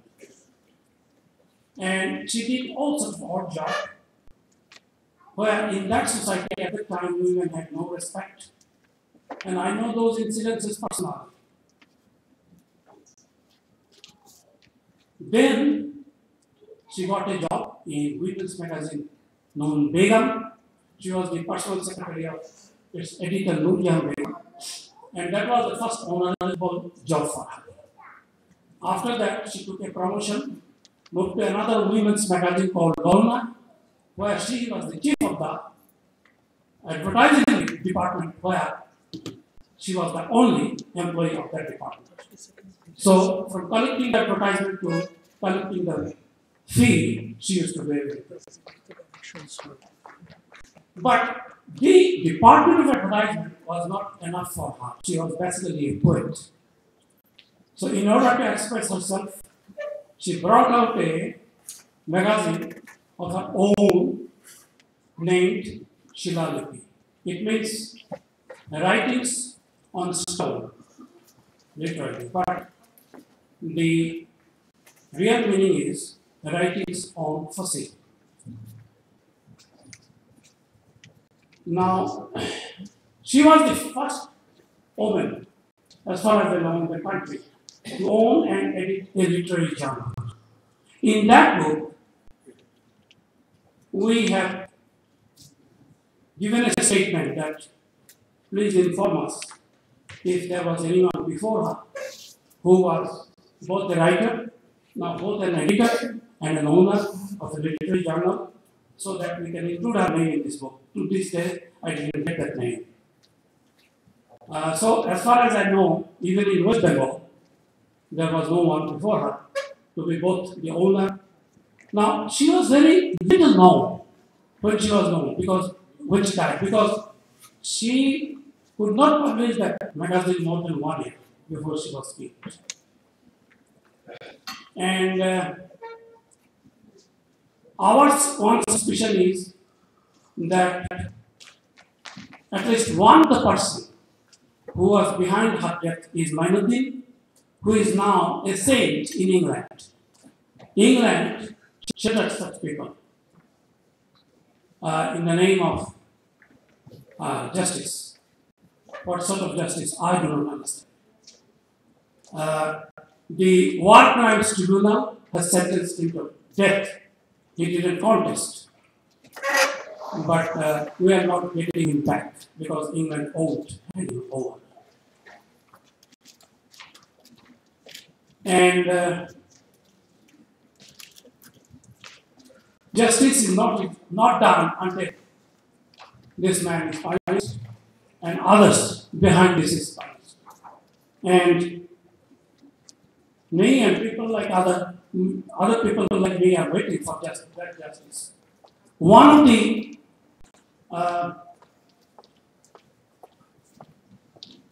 this is the general area in Rayagada where her dead body was found. It may not be that exact area, but it is the general area. The next picture will show you her body. I deliberately kept it small. I can't avoid it. It was very mutilated.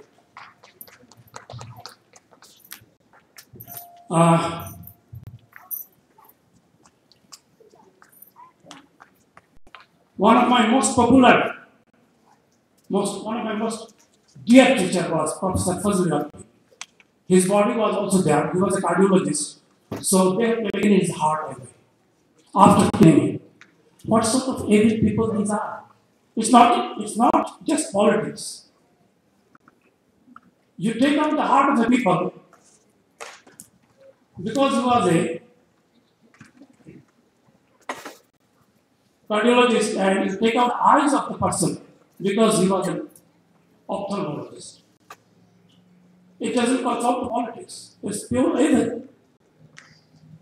And I don't know, one slide is absent, but let me bring up that point. The point is this.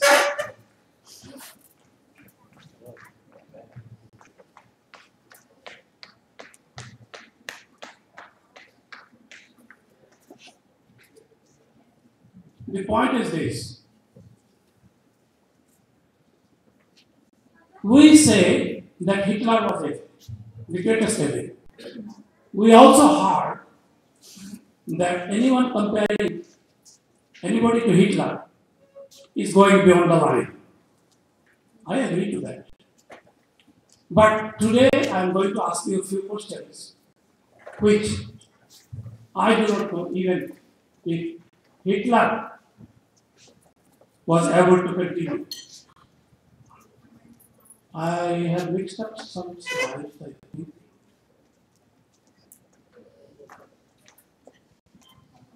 Anyway, I'll go from here. So I have three dark questions in my mind that I want to share with you. The first question is this. I have heard many people say that in order to establish our genocide, we have to count the bodies. My question is, how do we count 30 million bodies in Bangladesh under the circumstances? What are the circumstances? The first problem is Bangladesh is a riverine country. I have the picture, but my slides, I don't know where they are. Okay. So, 3 million people. When you see the map, you will see that probably not the country on earth has so many rivers. And I knew personally, from personal accounts, that there was a systematic practice of throwing the body into the river. Where does these bodies go from the river? They go into the sea. And after 40 years now, you want us to recover those bodies from the sea? We do not have technology. Please help us with the technology, if you can. Perhaps you can do all the clearing from the sea. And I'm not alone. I have reference now. You see, I have been reading the witnesses of War Crimes Tribunal. Most of the witnesses are saying that they have seen the bodies are thrown into the river. And Professor Muntazim writes, he is the professor of history of Dhaka University. He is the one who has the maximum amount of research on this in Bangladesh. He writes regularly, I read him regularly. And he writes that this is the main reason. And there are other reasons he has enumerated, some of which I have listed here. One reason that I myself have found is migration. It is this. You see, in 96-7, I did, before I go to that migration issue, let me finish with the issues that Professor Muntazim also reiterated. The first one I said about the river. The second one is people were dispersed everywhere. This is Professor Mahmood's point. Relatives were unaware when they were killed. Yes, I am also a witness to that. My younger brother was living in a house in Pabna behind the local police station. Army attacked the police station. My brother with his entire family had to run away. And they took ultimately a shelter in the village of one of his employees. And the shelter was a cow shed. So his little boy protested, I'm not going to live in the cow shed. So he wrote to me. When I said, send that family to me. I was living in a single room quarter in Whitford Hospital. So his wife and 4 children were living with me. And when they came there, those fundamentalist doctors, they say, you are sheltered in Mukti Yoddha. I shall report you. I became nervous. I informed the principal what is happening. I forgot about my sister. And to this day, I feel guilty that I forgot about her. She was outside the hospital. Our hospital was safer than outside. And I didn't know, I didn't imagine that she would be taken out. The third reason that Pastor Mamoon also corroborated that it is impossible to give accurate genocide number anywhere in the world. I didn't know about that. It's Professor Mamoon, a professor history. He says that is the fact. He has discussed all the genocides in the world in that article. He said, nowhere you get that with number. It's not possible. In addition, I was going to say about migration.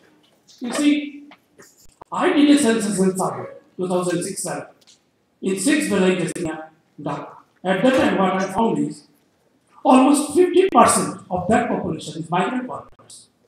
They come from other villages.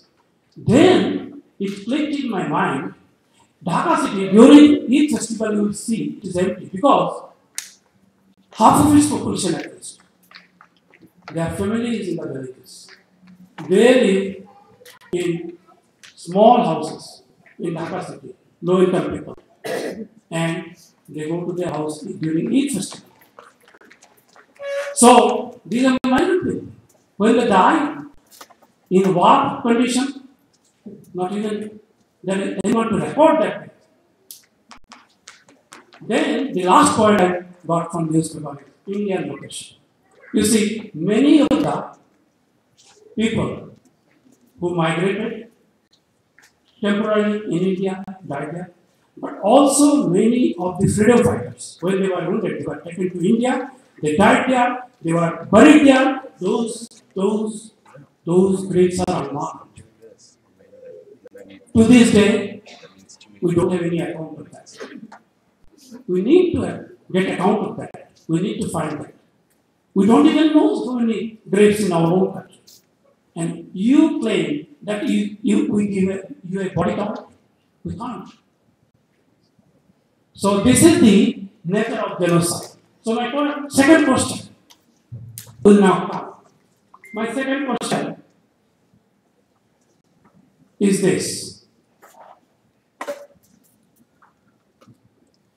Mr. Anis Ahmed, in one of his articles, which I have cited here, said that there is, in addition to genocide, in some places, gendercide, where a particular gender is targeted. I am saying, in addition to these two, there is also cerebrocide. This is our cerebrum. Lower animal doesn't have cerebrum. We have our lower brain, and outside the superior part of the brain, human part. I'm a doctor, so I'm saying about these things. Cerebrum. Now, the evil forces, the fundamentalists in Bangladesh, this evil idea occurred to them that if you can kill the best brains of Bengal, this nation will be de-cerebrized. They will never rise again. That's what they tried. Hitler was evil, but perhaps he was not smart enough. He got 5 years' time. He would have easily annihilated the Jewish nation by adopting this evil technique. Fortunately, it didn't occur. He tried to annihilate the whole people. It's not easy. Perhaps he could have done it if he got another 10 years. These people They had only 9 months. And then toward the end, when they took the decision, they have only few days. Fortunately for us, they could not kill every best train of Bengal. But they did enough so that we are still suffering.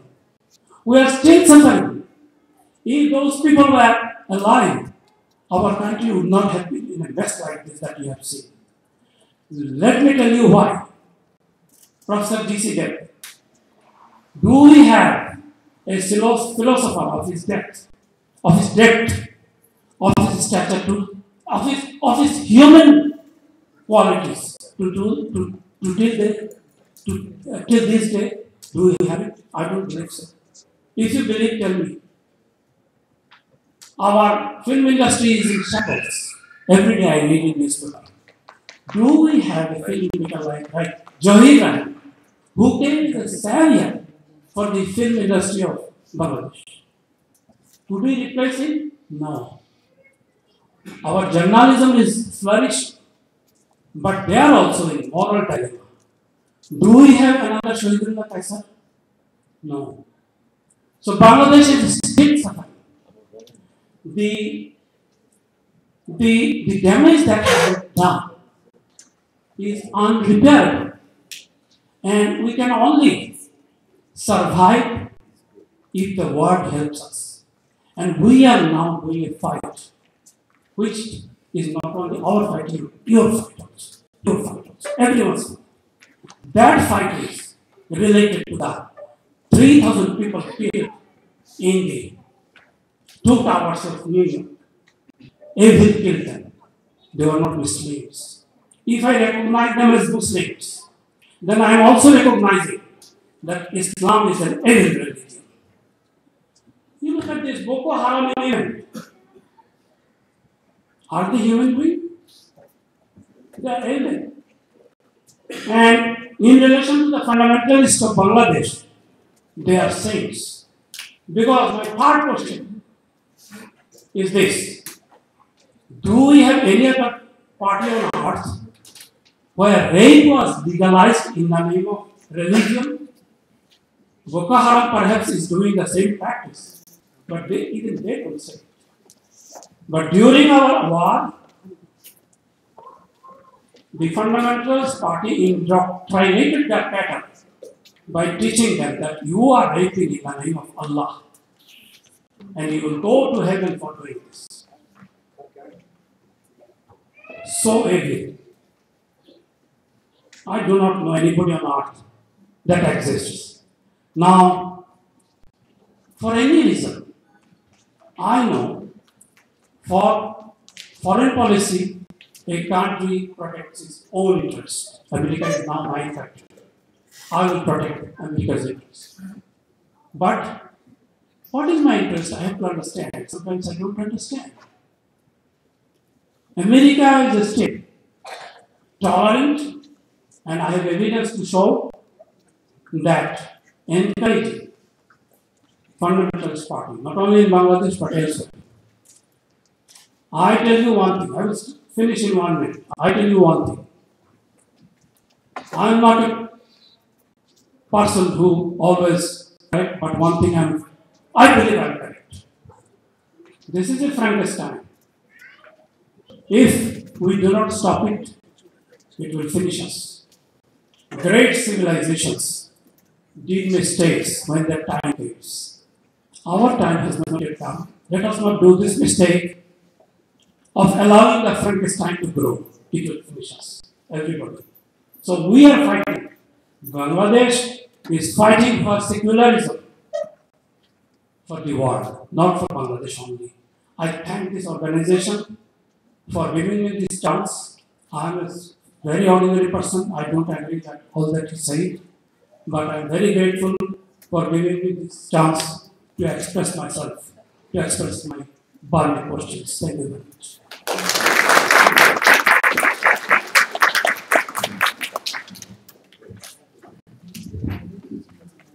Thank you, Dr. Shedi Shahabuddin. You not only narrated your personal tragedy, but you made certain impersonal and objective observation. And before we go to our next speaker, I must remind the audience here that at the end of the final speaker on the panel, Mr. Lawrence Lipschutz, we'll have a Q&A session. So feel free to formulate your questions. We wouldn't really welcome a lot of comments, but we would certainly welcome questions brief and specific. We are indeed fortunate to get Mr. Lawrence Lipschutz as one of our panelists. Mr. Lipschutz knows Bangladesh as much as many people in Bangladesh know him. Lawrence Lipschutz has been writing on Bangladesh in diverse journals and newspapers from the Far Eastern Economic Review, Hong Kong, to the Guardian, London, the Economic and Political Weekly, Mumbai, and the Nation, New York, for nearly 4 decades. As a Yale University undergraduate fellow, during his visit to India, he went to the erstwhile East Pakistan in 1970. His exploration into that region brought him to a chance meeting with yet to become the father of the nation, Bangabandhu Sheikh Mujibur Rahman, for yet to appear in sovereign Bangladesh on the world map. Lipschutz, in a recent write-up, says, quote, "For me, the irony is that in July 1970, I sat for 2 hours quietly talking with a man I had never met before, but whose death would come to preoccupy me 5 years later. After his murder in the same house where he served me lunch, I would be drawn into an investigation as a reporter and a journalist." He's talking about the father of the nation, Bangabandhu Sheikh Mujibur Rahman. Perhaps to add to this, I would say that Lawrence Lipschutz has now gone beyond the threshold of a reporter or a journalist. He is a keen observer and an analyst as he sees the events from historical distance. Lipschutz was educated at Yale and Cambridge universities. He is the author and editor of several books, including Hiroshima's Shadow, Why Bosnia, and Bangladesh, The Unfinished Revolution.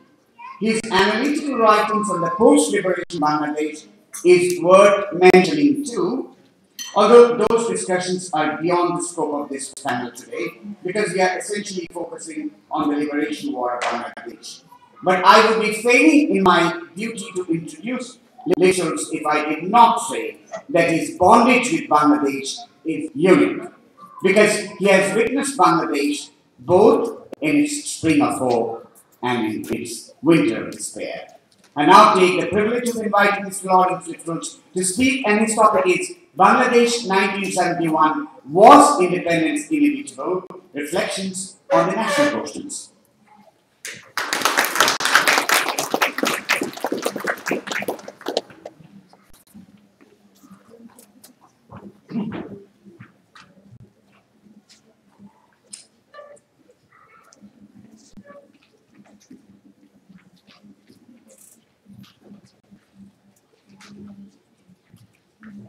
Thank you, Anis, for that very nice introduction. Perhaps one that I don't really deserve, but I'm honored here also to be on the same panel as Lear Levin and Dr. Shahab, whose sister has been a figure in history that I've often thought. And of those, she died this night of December 14th, 1971. I indicated to Shamima Daisy that my topic would be the question of whether independence was inevitable in 1971, and I'm very conscious that the meeting today basically explained to me and others that the younger generation, we're trying to give them some sense of what the situation and circumstances were at that time. And yet, in further conversations with members of the BLA, I also felt, and I wanted to talk about something that isn't talked about much in the United States. And I gave a talk at the Bangladesh mission to the UN in March, along with Arnold Zeitlin, who was the Associated Press correspondent in Pakistan at the time of the 1971 crisis. And I decided it was time in the United States to be talking more about this. There's a section of the book that I wrote on Bangladesh and the revolution related to Sheikh Mujib's death. So I'm going to probably spend a good part of this time allotted to me to do that.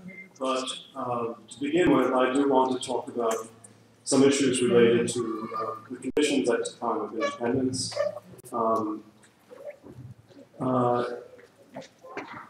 Amidst the literature on international relations and the history of the emergence of new nations, there's a phrase called the national question.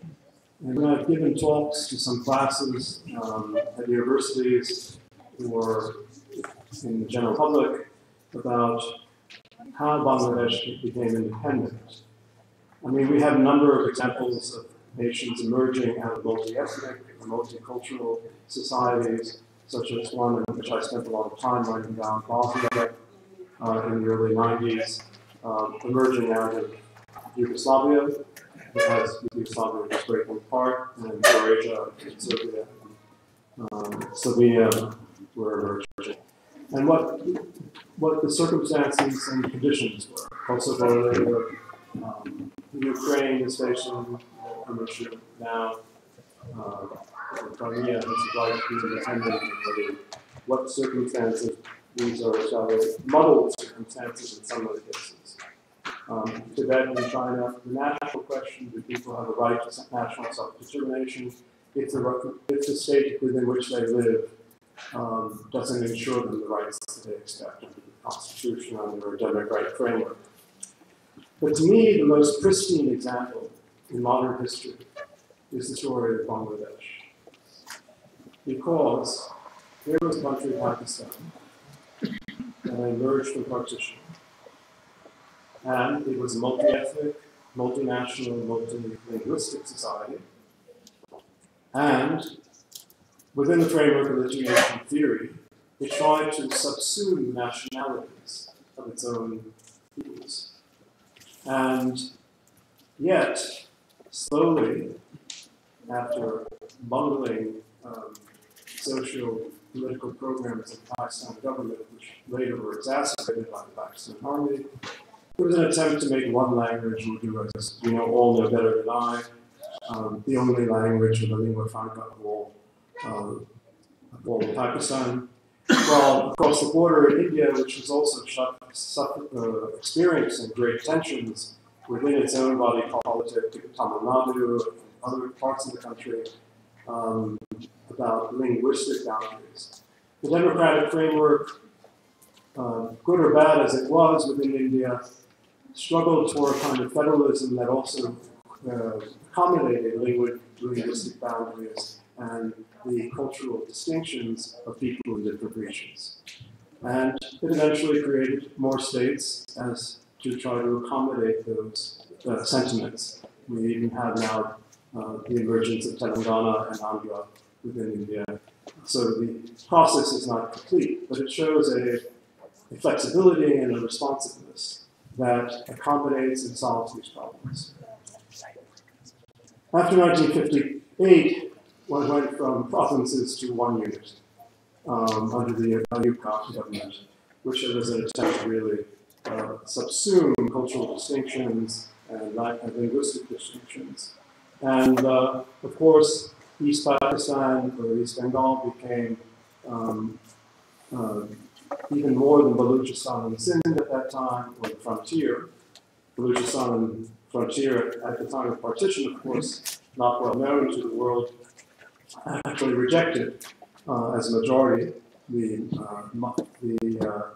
Majlis in in Balochistan that gathered around Khan Khalat, they actually rejected accession to Pakistan at that time. And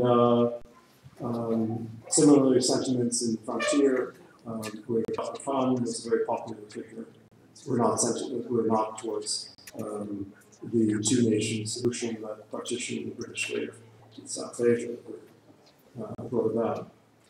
So here, but in the emergence of the 1969-70 agitations to get rid of the military government, that was in both wings of Pakistan, and the return to probably holding the first really democratic election within the country as a whole,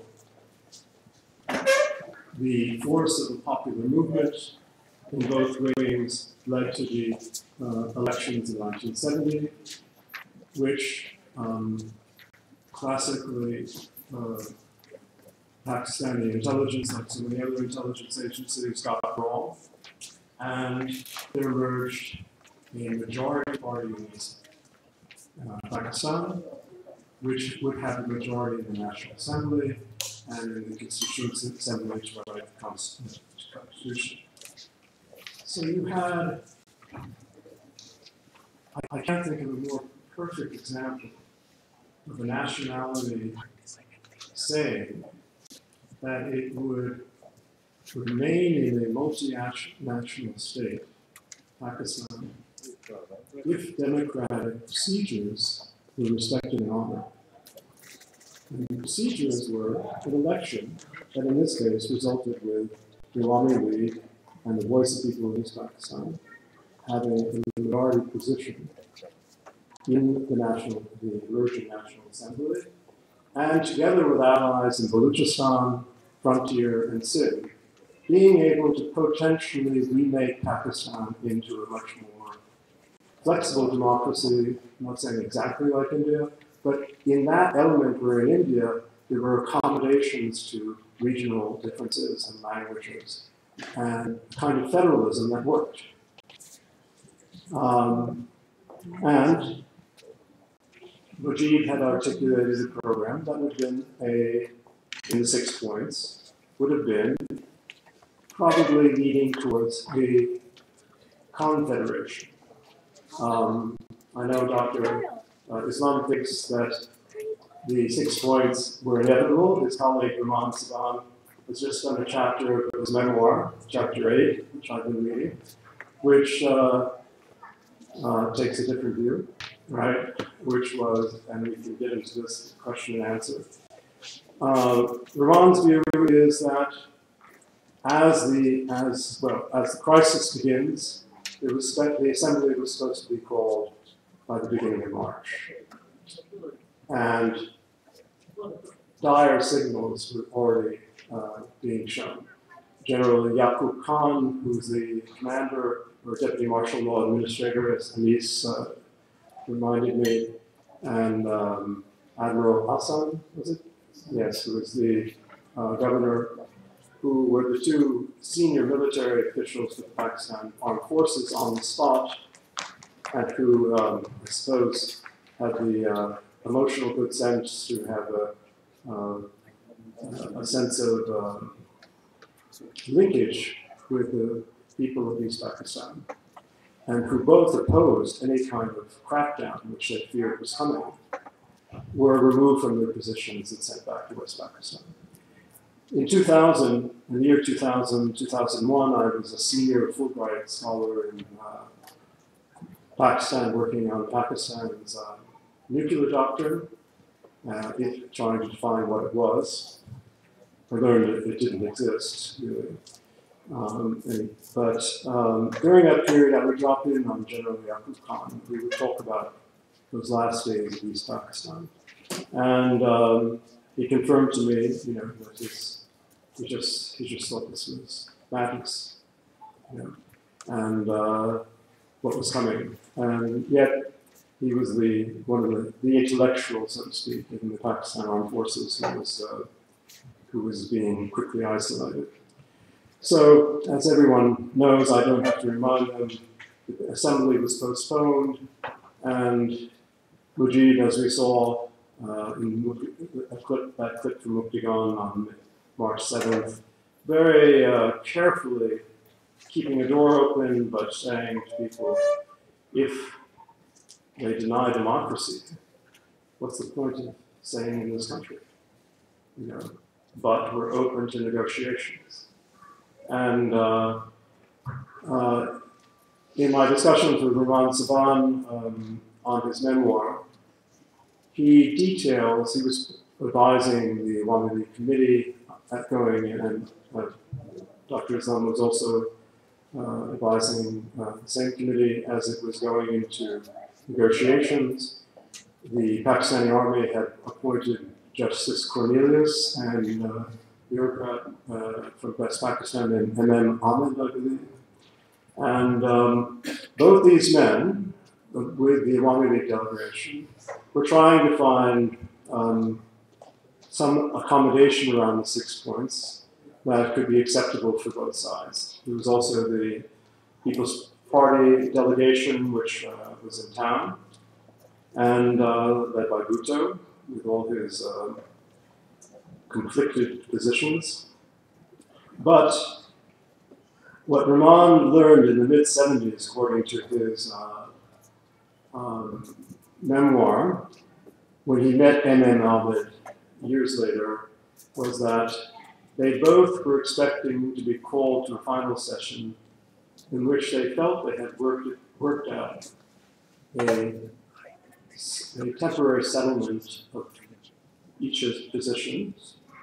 The General Pirzada of the Pakistan Army on March 24th told Justice Cornelius and M.N. Ahmed, there's no negotiations, the other side is not willing to advance to an agreed position, I've been told, and you need to get on a plane immediately to leave for Pakistan, West Pakistan.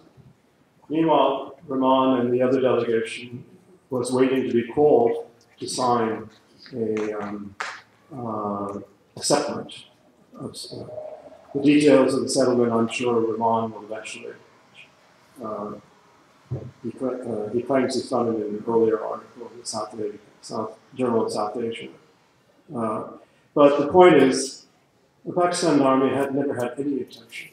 They were using the negotiations with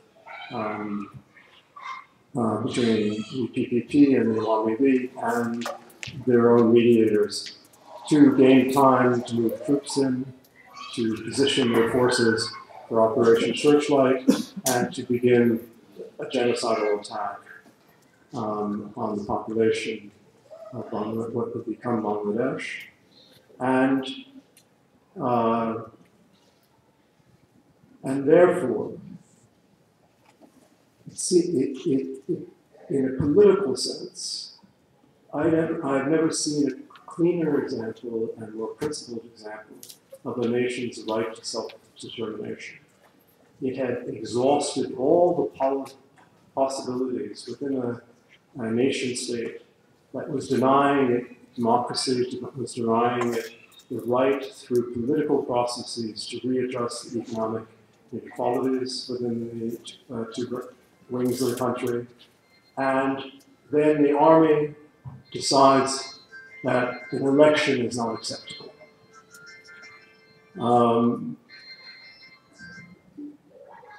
And the army commits mass murder to make its point. So there is no clearer example in my mind in many cases like I've given you. Bosnia is perhaps a similar case. They held a referendum, and the majority of the population voted for independence. And then Serbian forces attacked. But I think Bangladesh is a remarkable example of complete political propriety in the way it moved forward.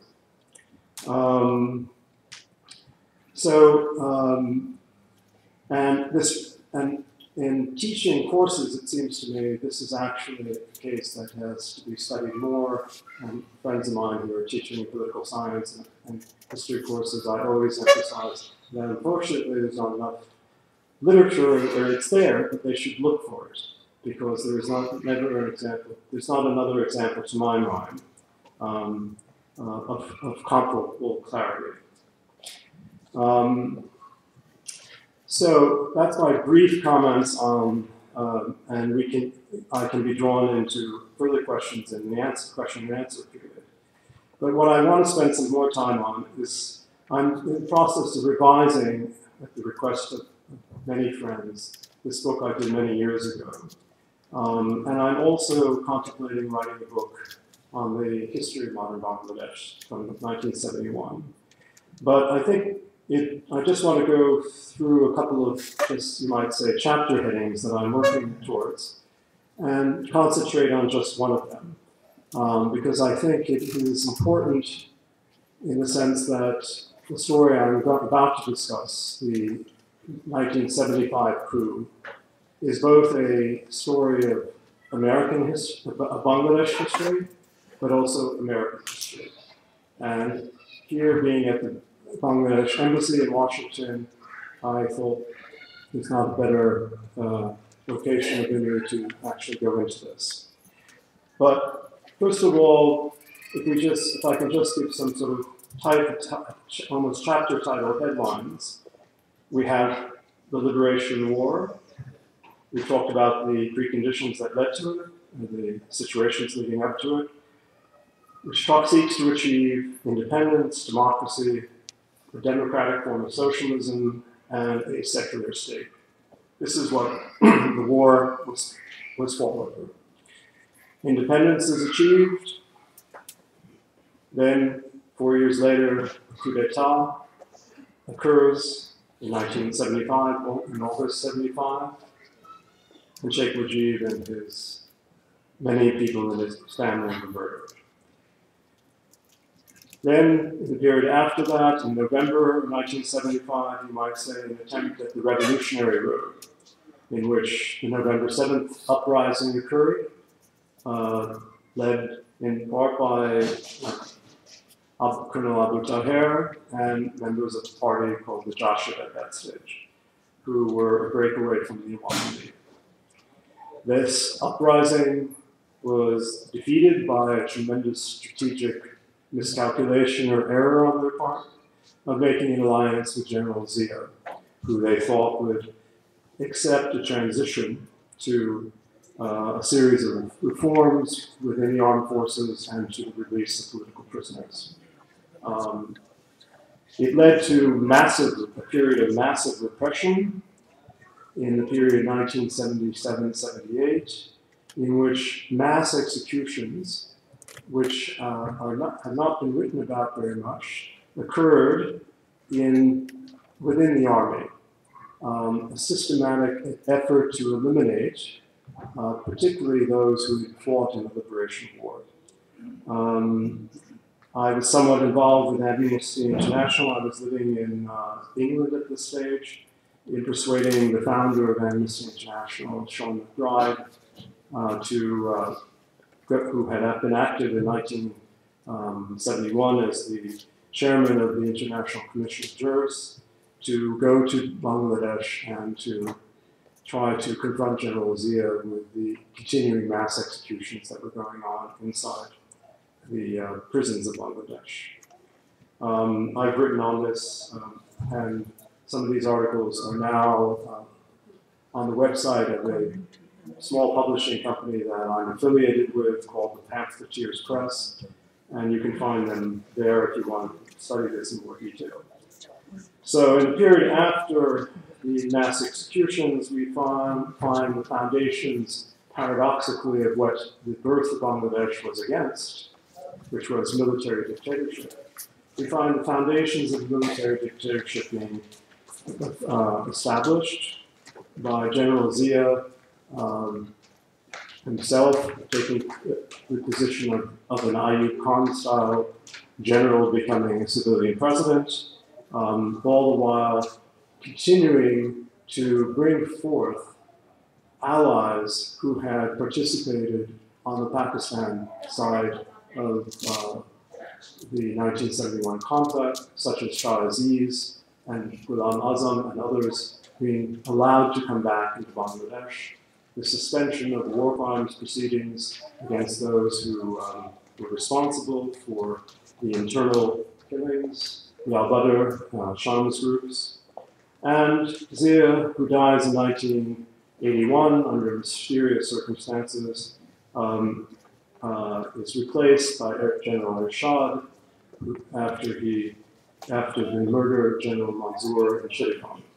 I've recently, in February and April, written in some detail about General Manzoor's murder and how it began the last phase of the purging from the armed forces of those who had been in the Liberation War. While the hopes of people in 1971 was that a new army would be created based on those people who had fought in the war and who had been transformed by the experience, which would have had a deeper ideological commitment to democratic values. Then there's the mass uprising against Ershad in 1990 through a struggle for democracy. And I mean, I'll leave it for there. We could talk about the history since that time. Ershad was not able to accomplish what some people were hoping he would do of an Indonesian-style model, which would have been to wipe out all opposition.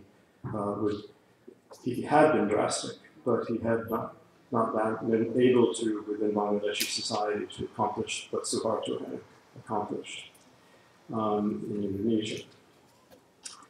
Let me turn now to what a number of people in the DLA organization encouraged me to talk about, although it's not about 1971 specifically. It's, however, an action or an event that I think brought a kind of major interruption into what could have been the playing out of the more greater hopes of 1971. And it's a story that has troubled me. I initially rejected many of the premises of it, but I kept being pulled back into it by new information and people approaching me. And this has to do with the coup of August 1975, in which Sheikh Mujib was killed. At the time, I was South Asia correspondent of a magazine called the Far Eastern Economic Review. I had lived the year previously in Bangladesh for about a year. I knew many people. I also, Anise has alluded to it, in the summer of 1970, I happened, after a year of working in India with the Gandhian movement in Bihar, I had been traveling on my way to Vietnam to spend several months traveling through Vietnam, Cambodia, and Laos, so that when I got home, I could be more informed in terms of my critical views of the Vietnam War. But en route, I crossed at Benipol and I spent about 3 weeks traveling through East Pakistan. And just very briefly, again, I've written on this and talked about this. There's some articles in the Daily Star. I think there's one called A Conversation with Lawrence Lipschutz, where I go over this meeting I had with Mujib. But it was very simply, I was at Newmarket one day, and while I was there looking for something in a pharmacy, and began chatting with the owners of the shop. And they said, one of them said, I want you to meet someone. And he put me on the back of his motorcycle. I was only 20 years old. And I knew a little bit about Mujib, not much about him. Although I had, a few days earlier, found the office of Forum and picked up old, well, not old copies, the Forum hadn't been going for very long, as many copies I could get, and I was reading them. So I knew about the 6 points, I knew in a preliminary sense. And I didn't know whose house this fellow was taking me to. So we reached there, and servant who was outside of the chowkidar. The gentleman who took me over was Nurul Huda, and Nurul said, asked the chowkidar there, asked Sheikh Mujib to come out, and Sheikh Mujib came down. I was introduced to him, and Nurul said to Sheikh Mujib, I think you'll find this young fellow interesting, and Nurul told me, I think you'll find this gentleman very interesting. So Mujib graciously invited me in, and we went up to his study, and for an hour we had a very interesting, very relaxed, very unhurried conversation. There was no interruptions.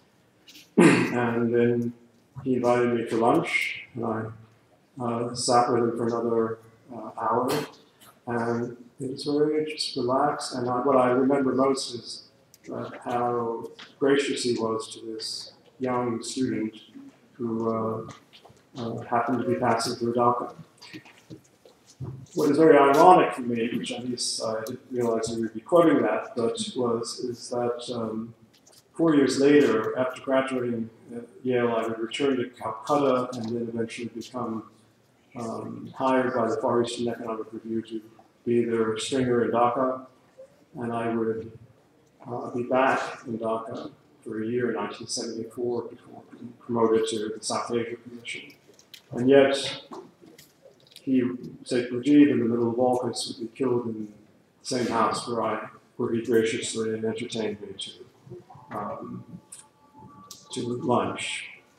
And I should say, while I was in Dhaka in 1974, and Dr. Nurul Islam knows this, I had been, in a way, critical of many things that had been going on, including the circumstances of the famine, and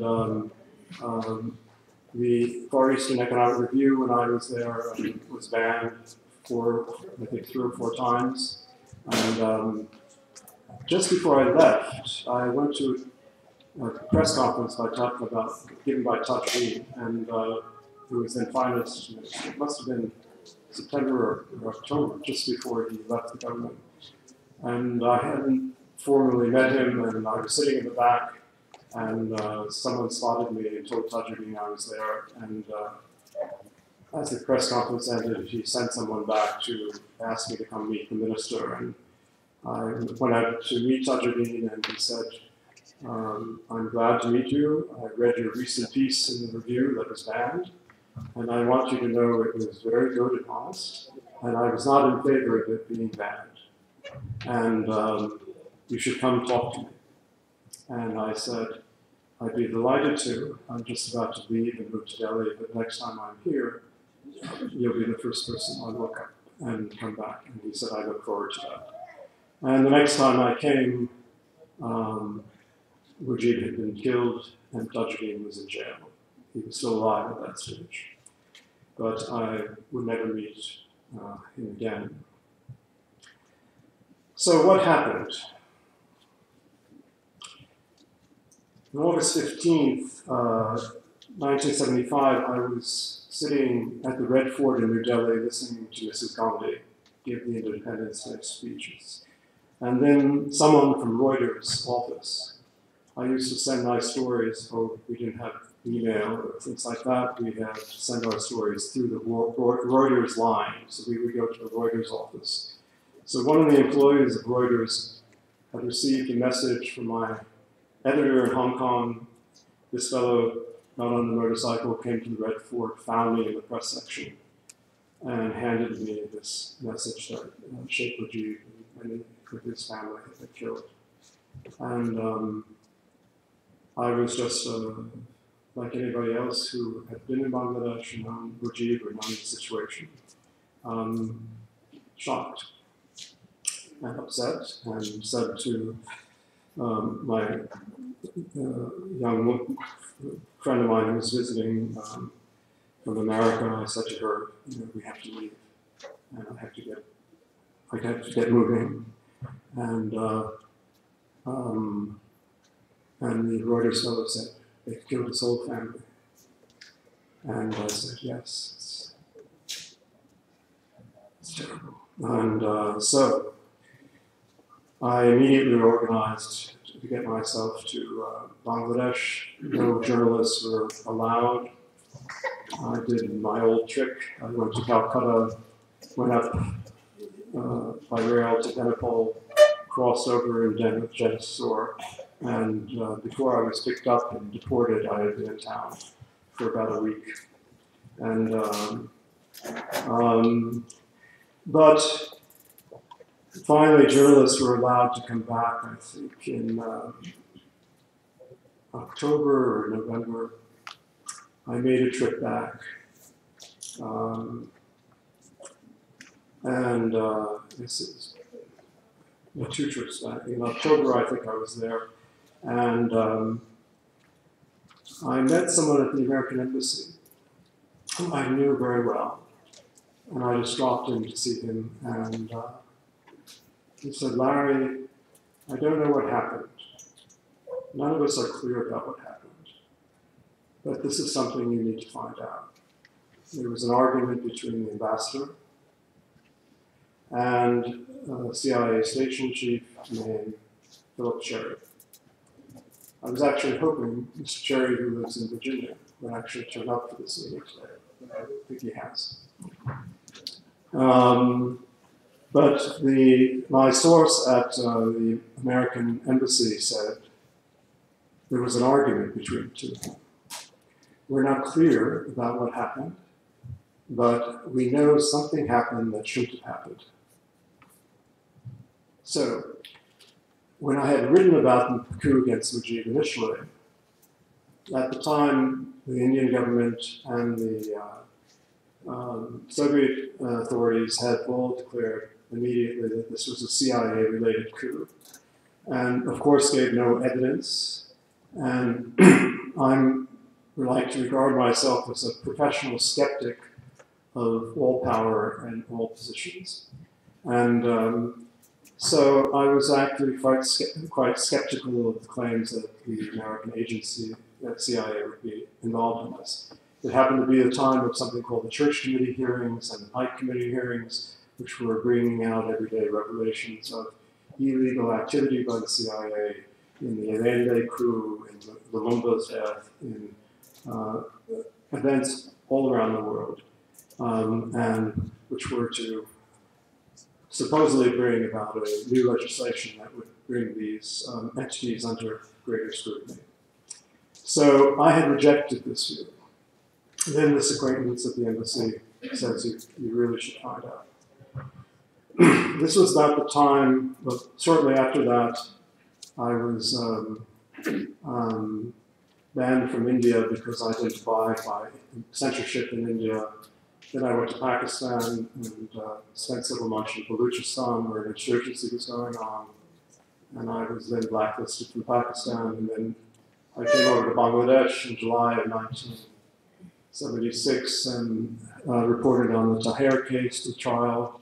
And then I was arrested and deported there. So I was South Asia correspondent, but I was banned from 3 South Asian countries. So I decided to accept, I had been accepted to Cambridge to graduate work in economics, and I decided to go to Cambridge and ended up spending that first year actually writing this book on Bangladesh. But during that period, I began putting this puzzle together. For example, the day of the coup, Kondakar Mushtaq is on TV, taking power. On either side of him is Mahbub Alam Chashi and Tahir Thakur.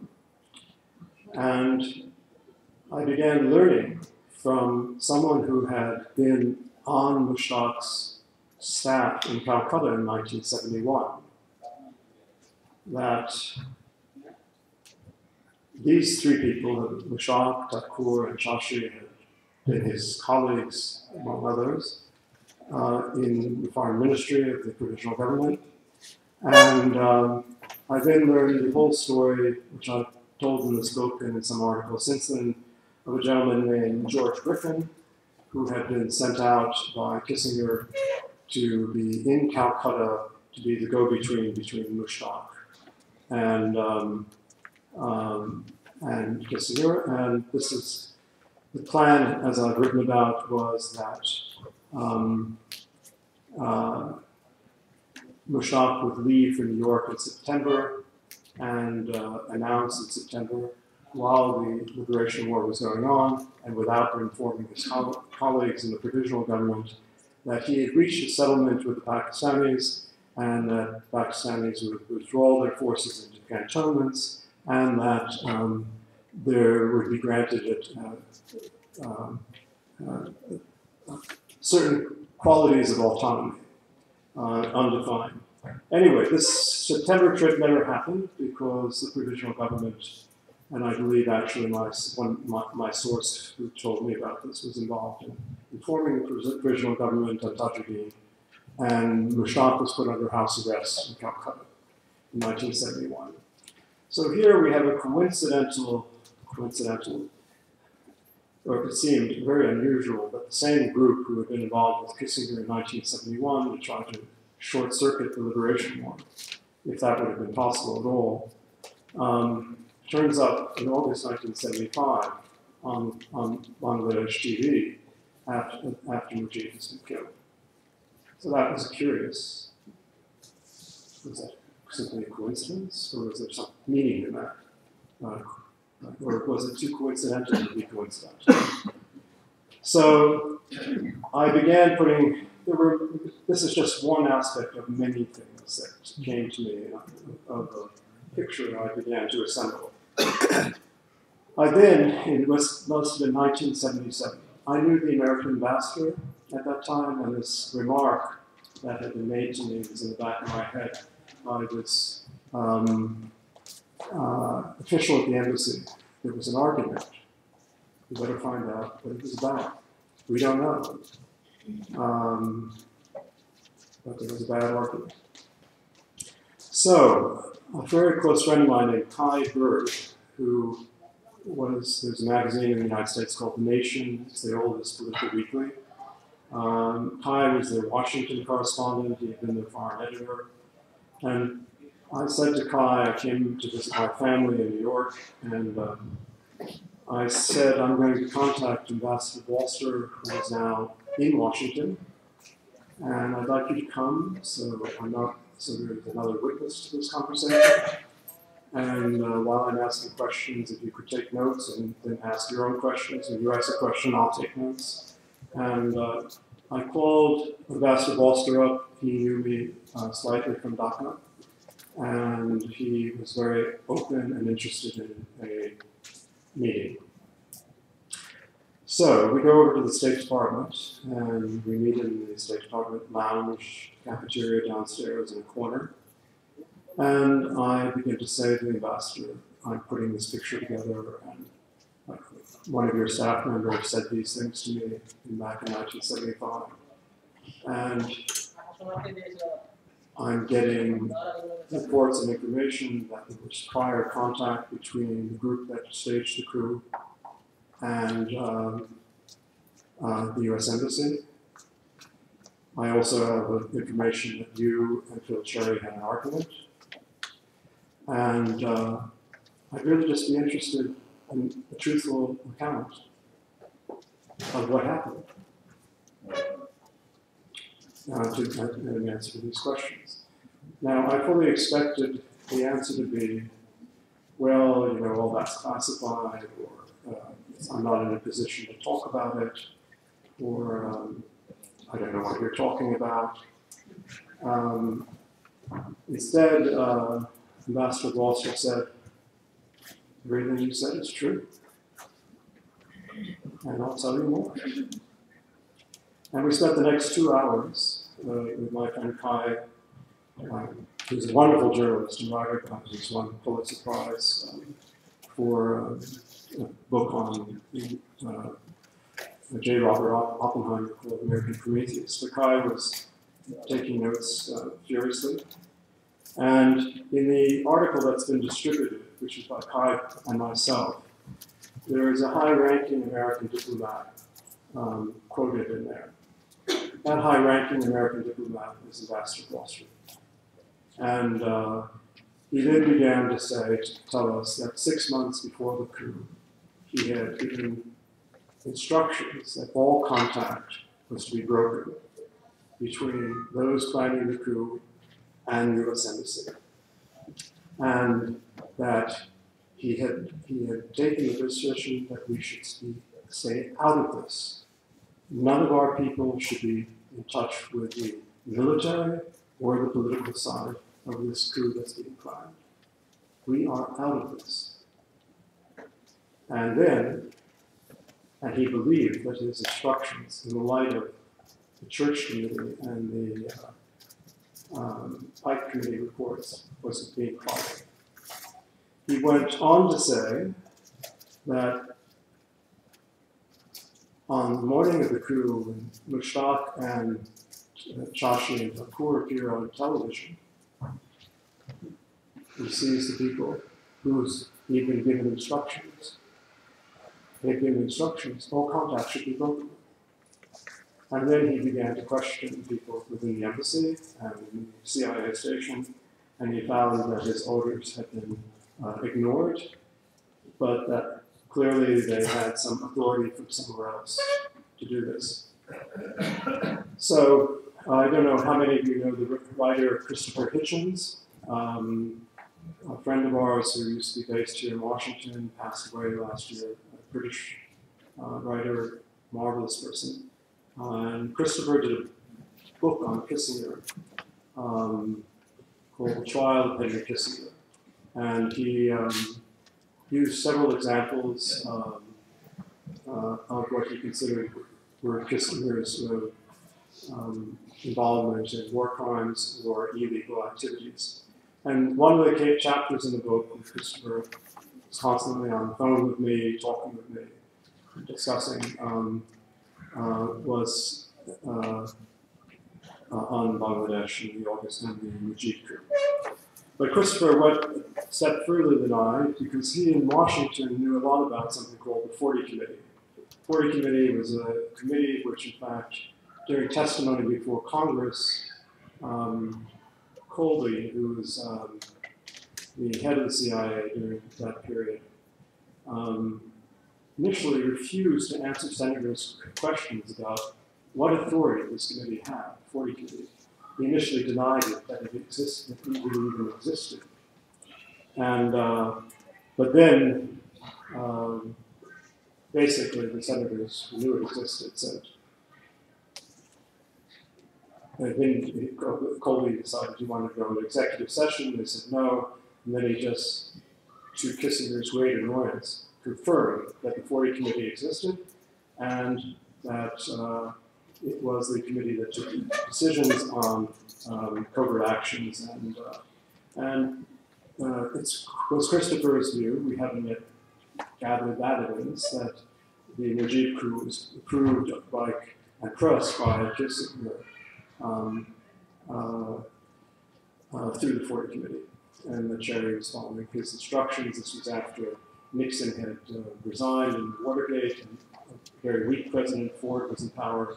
And essentially, as a former Kissinger aide, Roger Morris, at the National Security Council, told me there was essentially one president in foreign policy, and that was Henry Kissinger during the summer of 1975.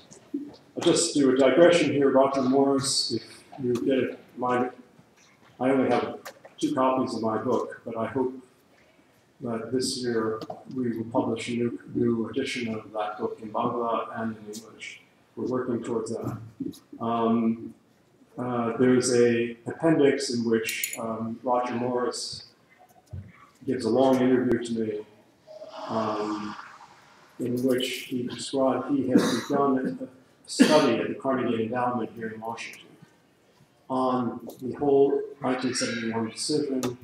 He and his interns had interviewed 150 American officials, including the CIA, the State Department, Archer Blood, the group around that were based in Washington, which supported the Blood telegram. And Kissinger, from behind the scenes, got his study shut down. And but Kai and I, Matt Kai was working part-time at the Carnegie Endowment. We did a section on the Carnegie papers. Through the help of somebody inside the Carnegie Endowment, we photocopied the entire set, which I hope we'll give to the Bangladesh Liberation Archive one day. All right. So I just want to say that, unfortunately, in my view, this coup is even deeper than what we knew back then, because I think what eventually will emerge is not only were there political contacts, but important military contacts that were very crucial to the success of the coup. In 1997, I actually met Major Rashid, the leader of the coup, 1997. It was a curious meeting. I was in England. He sent a message through third parties who were in London that he wanted to meet me. So there's no question he was the front leader, or leading pawn, or whatever you want to call him. And he wanted to see me. One day I'll explain why, the context, why he would want to see me. But he felt, even though I was very condemning and critical of his actions, that he wanted to talk to me about something. So arrangements were made, and I went to a European city to meet him.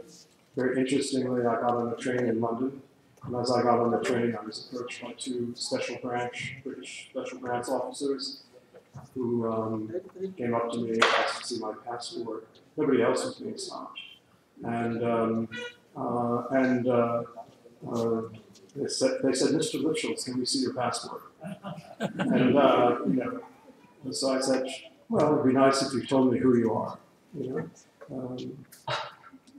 you work at the local pub? Or, they said, we're with the government. So I said, oh, you're a special branch? And they said, that's a good guess. So I said, fine, here's my passport. I just looked at my passport. It was just a way of letting me know. They gave me back my passport and said, have a good trip. It was just letting me know that they knew I'd been tracking all the interactions of the person that was helping set up the meeting with Russia. And that they knew exactly where I was going, and their counterparts in the country where I was meeting him would probably take a recording of the meeting in the hotel room where I met him. So I sat with Rashid for 5 hours.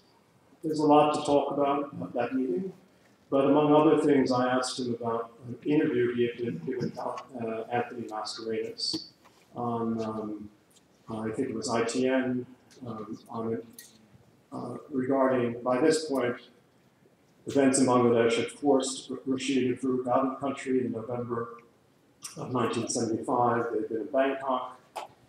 There's a lot to tell about that period. I actually met one of them in that time, and they were there, they told me, waiting for their visas to the United States, and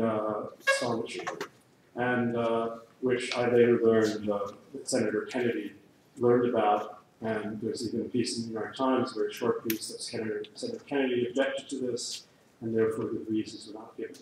But it was quite astonishing that they thought they were going to get visas. But not astonishing, because, anyway, let me quickly jump to meeting with Rashid.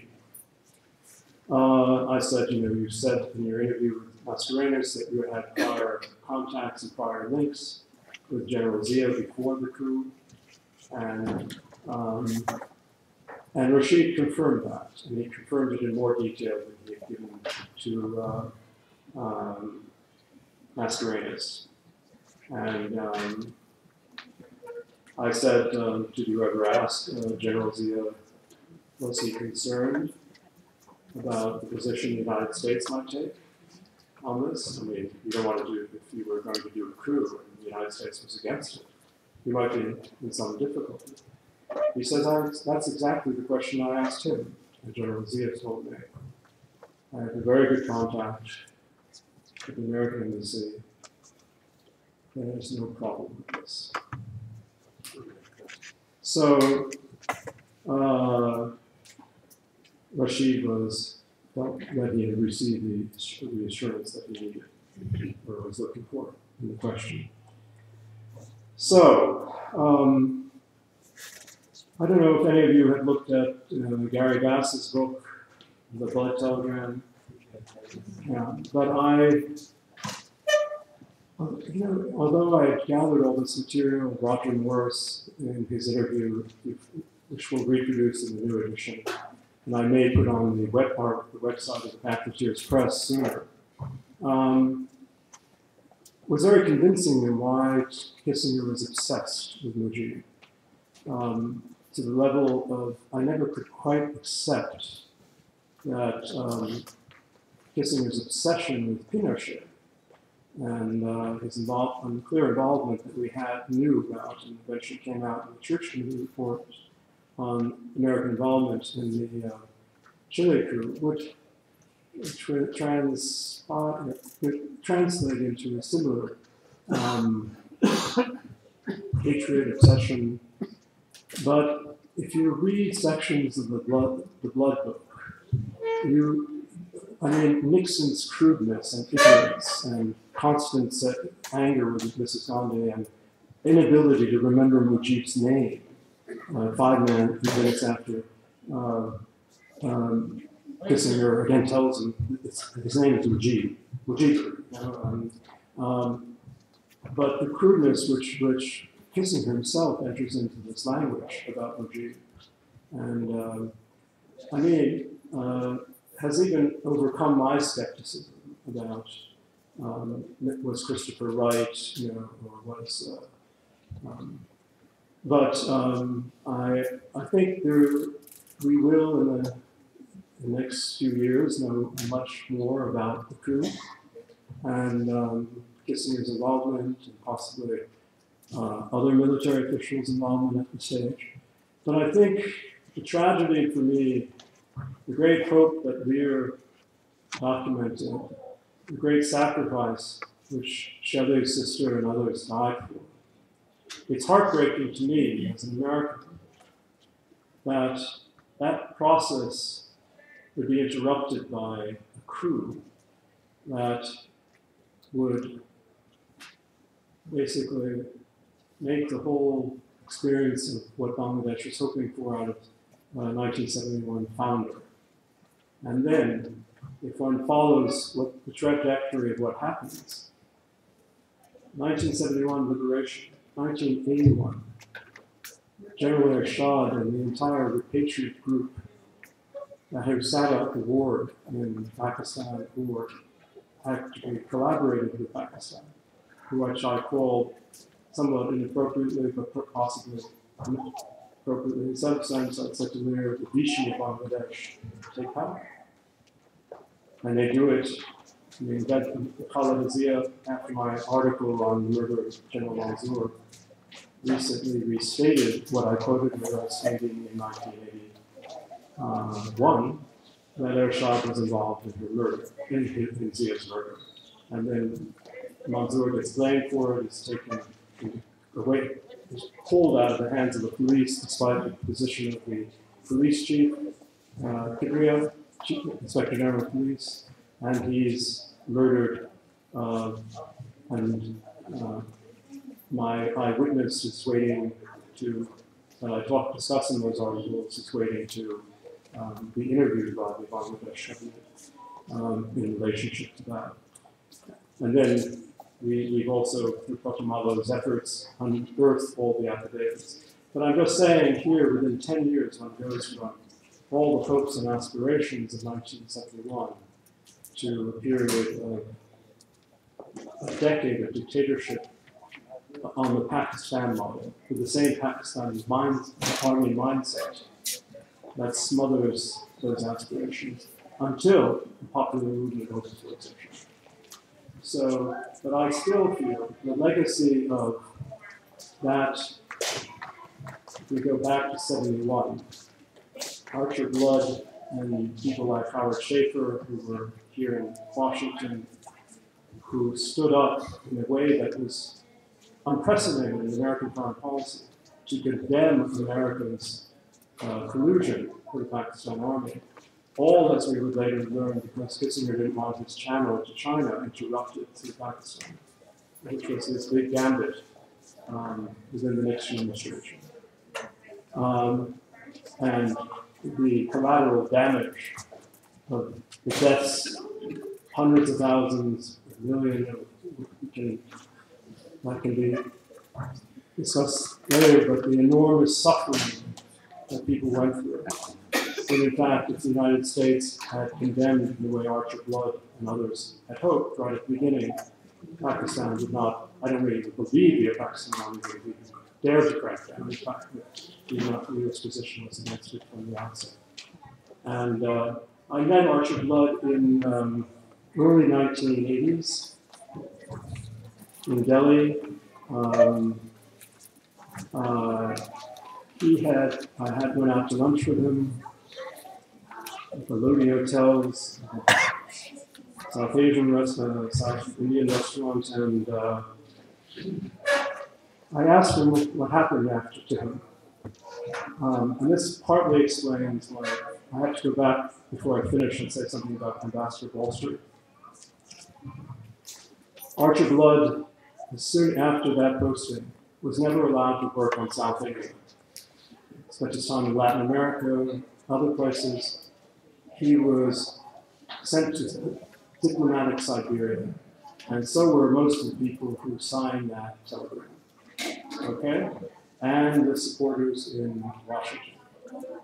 And only with the arrival of Jimmy Carter were they allowed to work on South Asia. And when I met him in Delhi, he was the deputy chief of mission at the U.S. Embassy, and had come back to the area as well. And I should say, our lunch didn't, we barely began it, and it had to stop because he asked me what had happened to Touch B. He didn't know the details. And I told him the terrible, terrible details. And he just, I remember it on this other side, because he knew Touch B so well. He just shuddered in his seat. And we didn't have a meal. And we just sat there and talked. Let me just say one final comment. I don't hope I haven't gone on too long, but when I spoke in New York, people felt. I talked about this first in the early 80s, although it was in my book, at the Asia Society. And at the end of that discussion at the Asia Society, I wasn't asked a single question. There was complete silence in the audience, except for Lenny Lillyveld, the brother of the New York Times editor Joe Lillyveld. Lenny, who's a specialist in South Asia, stood up and said, "Why aren't you asking any questions? This is important. What he's saying is important." And nobody asked a question. Then I later gave a conference on the 25th, gave a talk on this at Columbia University on the 25th anniversary of Bangladesh. And Rahman, after I insisted that I go on more and describe in more detail, the thing he got me to say at that stage, which I haven't mentioned here, is that I went to see Mushtaq after he was thrown out of power in Dhaka. And I asked him about what happened in 1971. And did you renew these links? He got very agitated, and he shouted at me, "Go ask Nixon and Kissinger, they know everything."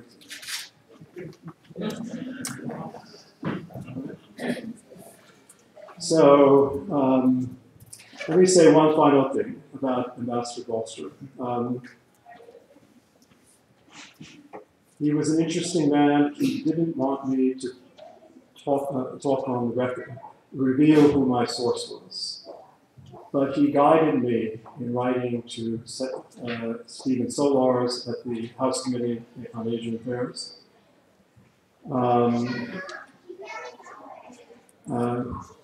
who had a fellow named, Mrs. Barnes' first name.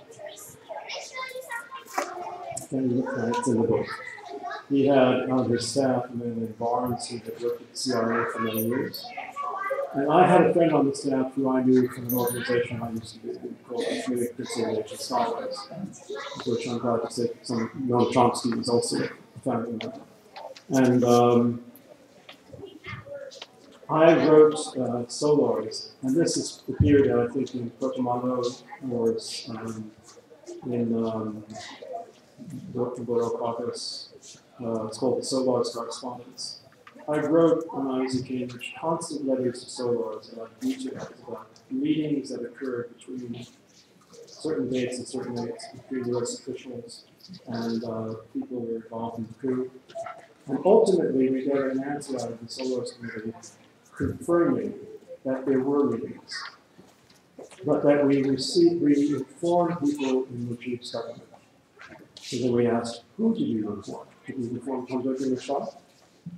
You know, or and eventually this was going nowhere, and I went over and got an appointment with Solars' committee, and I was assigned to meet Barnes, who I had by this time learned. This is how CIA controls congressional investigations. And Barnes was this wizened character, and he said, "Who's not going to do an investigation? Don't you understand, kid, how these things work?" Yeah. And I've spelled this out in that encounter with Barnes at the Solars Committee. I later, in 2001, went to see Solars himself, who had some vague memory of it, and said, "Oh, really? You can do anything with it? Oh, that's too bad. But, oh, you should write to so-and-so. Maybe they'll pick it up." But Bangladesh wasn't Iran or Chile in American foreign policy. And, I think in the end we will have some more details coming out about how this happened. And it's now, I think, this coup relates to 71 because he went in the way.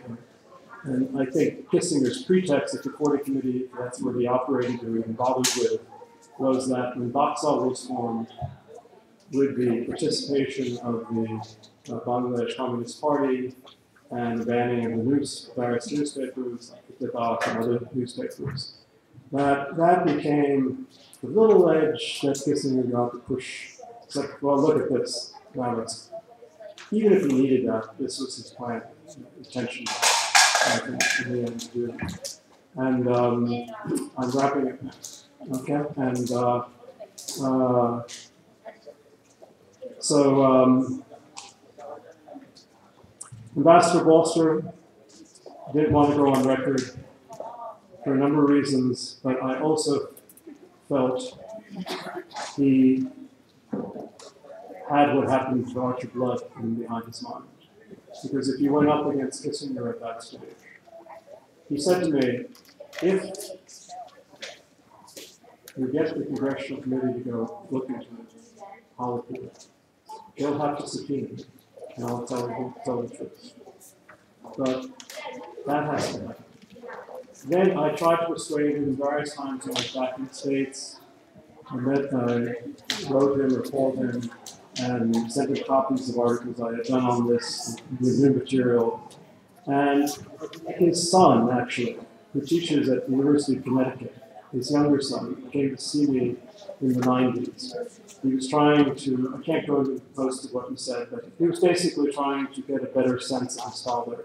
And he was troubled about whether his father was involved in the Bangladesh coup.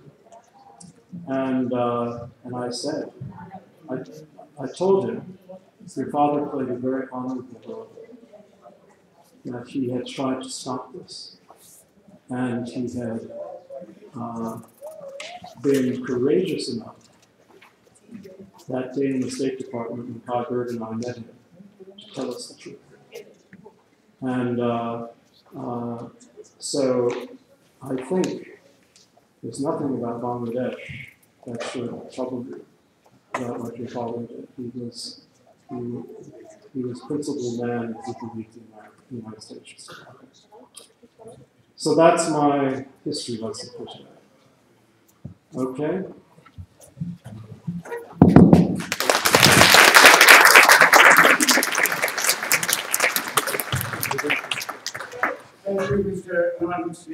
As we said before, right at the beginning, that Litfuts is not merely a journalist, he is an analyst, and indeed, he is an investigator too.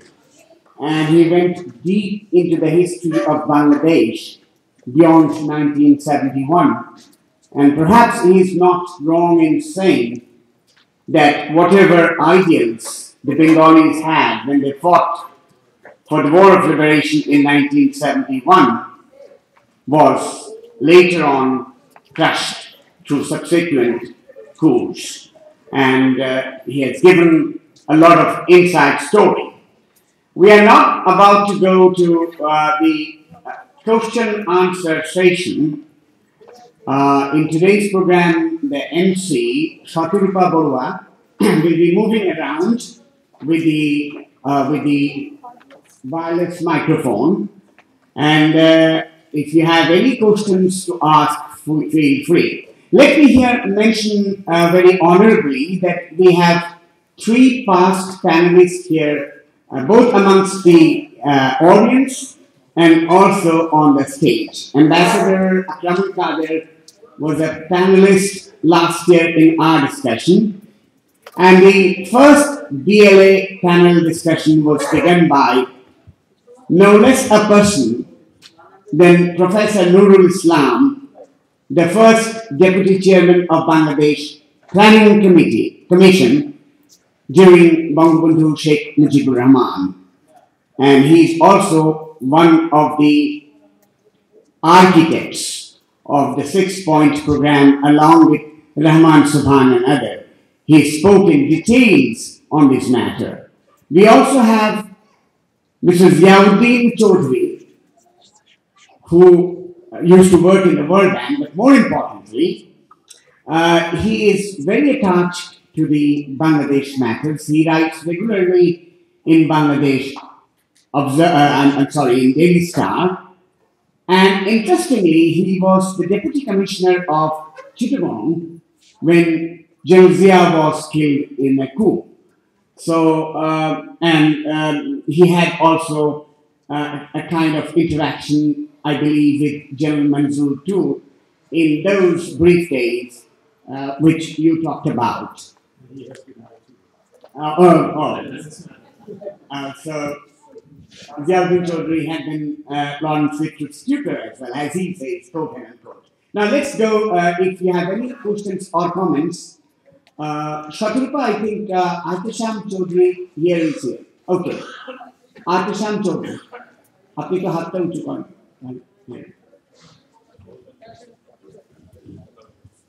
Thank you.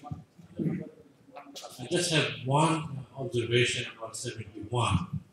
I recently saw a book, a movie called The Gladiator, when Caesar was fighting in Germany, or Germania. He asked his general, Maximus, why are we here? As he was fighting the last fight, Caesar.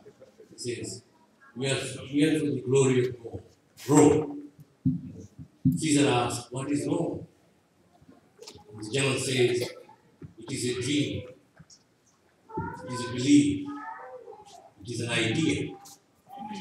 How Rome can put life in the world in terms of democracy and pluralism. 71 was the life for us. That is my comment. Mizanur Rahman there.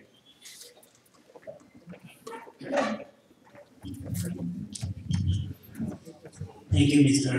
Lawrence. I'm very glad that you touched base on 1975 coup, and I was one of the people who remember who lost one of my family members in 1975 go.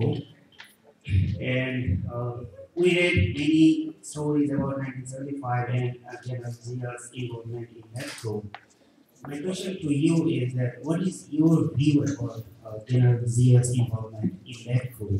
And my second question is what happened in between 1971 and 1975 that Bangladesh has divided so deeply in political viewpoint, like Bangladesh and Bangladeshi, and what happened in that? Answer each question. I'm not sure. I'm not sure. Can you hear me now? Yes.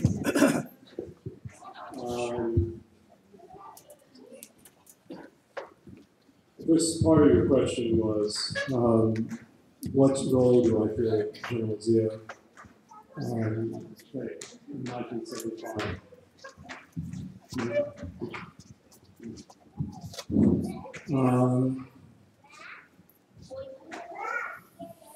I think more will be learned in the months and years ahead. But I think he played a crucial role, perhaps one of the most crucial roles, in that, if what Rashid told me is correct, and I've also interviewed General Shafullah about the way Zia was behaving that morning in trying to hold back rescue units going to Road 32. I think Zia's crucial role was to assure those who were going to be acting that way that the army would not move against them. So someone quoted me back in 2011 saying, I believe that Zia played a passive role. It's not a word I believe I ever used in relationship to Zia. He was in the shadows. I called him, I think at that time, the shadow man, the key shadow man. But I think his role in assuring Rashid and Farouk that their back was being protected was critical. Shafat Jamil and I think Khalid Musharraf were mobilized and going off to try to rescue before anything happened. General Saifullah talked to Mujib moments before he was killed. Mujib not knowing where Shafullah was standing in terms of this. And Zia was saying to Shafullah, no, let's wait, let's see how things play out, let's hold back, while in fact Shafullah claims that he was trying to act as quickly as possible to try to do something. Although I think at that stage, there was very little that he could do. I didn't quite understand your second question. Or maybe I didn't hear it clearly. Actually, there was like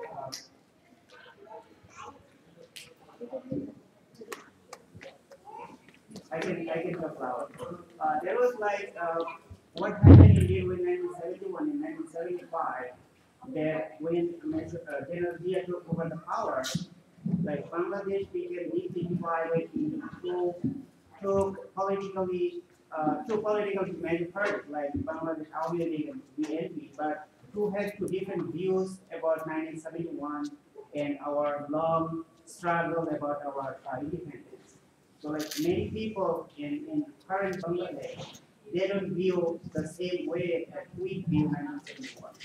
Like the struggle of Bengali nation, struggle of Sheikh Mujib, struggle of Army League, but many people don't view that way. So what happened and who played that role to divide the nation into these major viewpoints? This is a question, I talk too much anyway, but this is a question that I don't know if it can be answered quickly or simply. Certainly, after Mujib died, Zia was the perfect transitional figure, you might say, in that he played a major role in the Liberation War. What a man like him, who supposedly was a patriotic nationalist, was doing in bringing back Shah Aziz, Ghulam Azam, and people like this, and allowing people who were former Razakars, who may have been behind Shelley's sister's death and others, to revive that element within the non-secular fundamentalist element within Bangladesh politics. I think there's a very interesting story in General Zia. I think someone should write a very detailed study of him, thoughtful one, and because he's a complex character. But the objective, the intellectual Mani Ruzaman, who's once told me about exactly how the BNP was formed, that he and Ayatollah Khan, were brainstorming about another party that could be to the right or to of the Awami League and would not have the frustrations that the United States had with the Awami League. And again, the frustrations the United States have. There's really two very stark traditions here. There's the Archer Blood, Howard Schaefer, group in Washington tradition that saw legitimacy in the Awami League, and then there's the group that but didn't like their alignment to India, or I don't know if you want to say it's aligned, but believing that we don't have to have Chittagong arms coming in to support, as was done throughout Pakistan history, to hold down part of the Indian army and wait for the Pakistan border. I mean, the recent one. So I think the formation of the BNP, how it was formed, linking back to General Zia's involvement in the coup of '75, is a very interesting story, and it's yet to be told. I think it's Dr. Nakibuddin now. Thank you, Shantita. We are privileged to have the history of Bangladesh in front of us, and we are honored for that. I have very brief questions for Mr. Lichnus and also Mr. Lear Levin. Thank you for what you have done for Bangladesh. Ambassador Carter. My first question to Mr. Lichnus is thank you again for the wonderful article that has been translated recently in a local newspaper.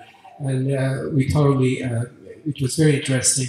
And in Prothom Alo regarding Manzoor, and that was very interesting and very nice article. I must congratulate you for that. My first question to you, did you ever try talking to Philip Cherry? It looks like he played an important role during that period. My second question to you is, you have mentioned about the obsession of Kissinger for Sheikh Mujib. I'm really curious to know, is it Nixon Kissinger or beyond Kissinger or with Kissinger? Was there a backup group who were supporting this kind of obsession? It's weird obsession against a country, against brave people. That's my second question to you. But I have also a question to Mr. Levin. I was with Tariq Masood. I did program with him in Bangladesh, and we miss him very much. Would you mind please taking another look at your attic or at your basement? Are there something else for Bangladesh? That's my question. Yeah. Of course. I do have some still photography, and I have images of him more recently with his son Rashad and pictures of Catherine and things like that. But I did give almost every scrap of information, sound material, etc., and all those details that you use to make a film. I did donate them to the archives in Bangladesh. I do have the original stills that I took. I couldn't dwell on still photography because you know, carry 60 pounds of cameras all over the place and sound equipment. It's hard to stop and snap images. Were I to do that, I think the film would have suffered. So that coverage isn't too good. I have some stills. I mean, I can go through that. If you want to contact me, I can maybe make you some duplicates. I can give you a way to reach me. But I am very grateful that your government has so graciously taken care of this material, and I hope they preserve it. It's part of my legacy too. It's important to me too, and my family and my grandchildren. So thank you.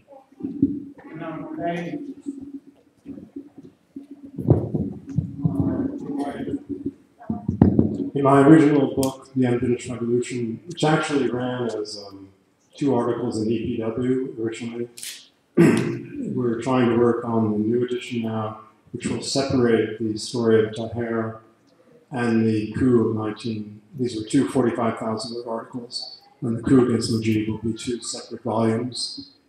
But in that book, there were appendices, and in there, I actually interviewed Philip Cherry, and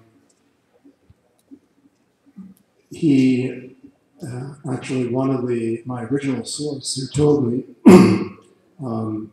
that there was an argument. He arranged through his, he was in the State Department, he arranged to find out Phil Cherry's exact telephone number in Nigeria, in Lagos, Nigeria. He was then at the American Embassy in Nigeria.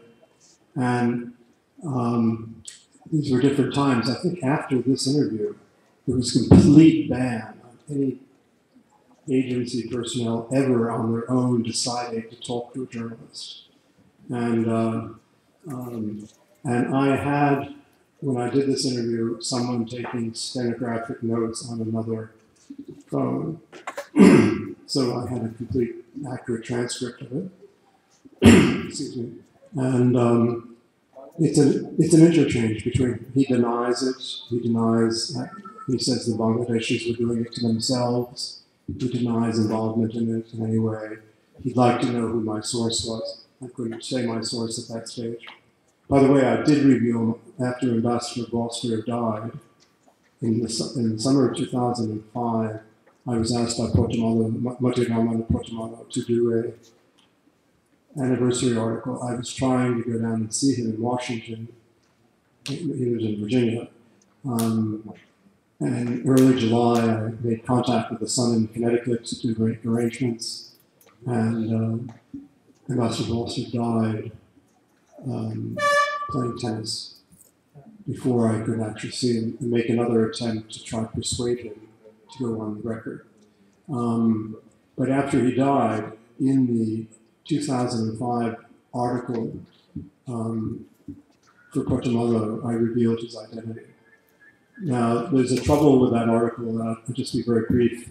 One of the sub-editors at Portomalo wrote a very horrific preface to the article, which is inaccurate, very distorted, claimed I was a close confidant and friend of the ambassador, and the editor of Portomalo and of the Daily Star both apologized, and actually within the next month, because people are referring to that article now, we're going to remove that preface and preserve the words of the original preface and put it where I had an exchange with Ambassador Bolster's older son who about this. So yes, I've also after that tried to, I once got Phil Cherry on the phone and he basically said to me, Larry, I don't want to talk to you. And but I will try again. You know, I have no people who know him. Thank you. We have someone here. Okay. And then we'll come here in a minute. Yeah. Okay. Can I? Yeah, sure. Please introduce yourself. No. Thank you. I'm from Baltimore, and I apologize because the questions that I would have on some comments, I must have missed the most valuable part of the speech because of massive accident on 495. So please do excuse our delay.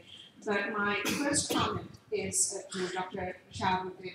And as I stand here, we are actually the last generation who witnessed the 1971 war.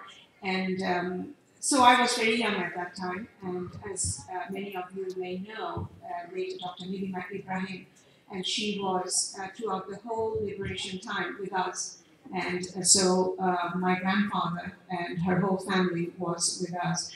And at that time, when the coup happened on the intellectuals on December 14th, the December 16th, we heard that there was a rumor that actually she died because of Selena Perveen, and nobody could detect her body at that time. So the rumor went out that it was Dr. Nidima Ibrahim. And many people started calling us, coming just to make sure. So, you know, my deepest sympathy to you.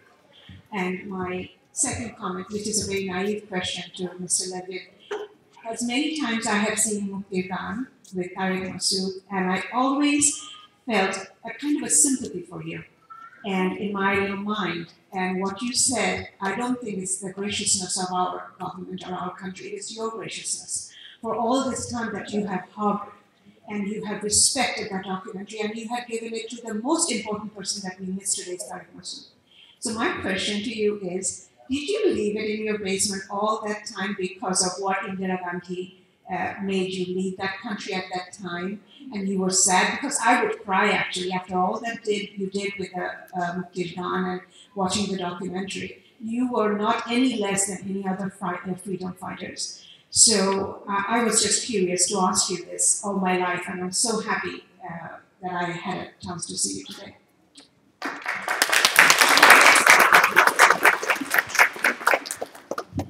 I was not bitter, really, against Madam Gandhi.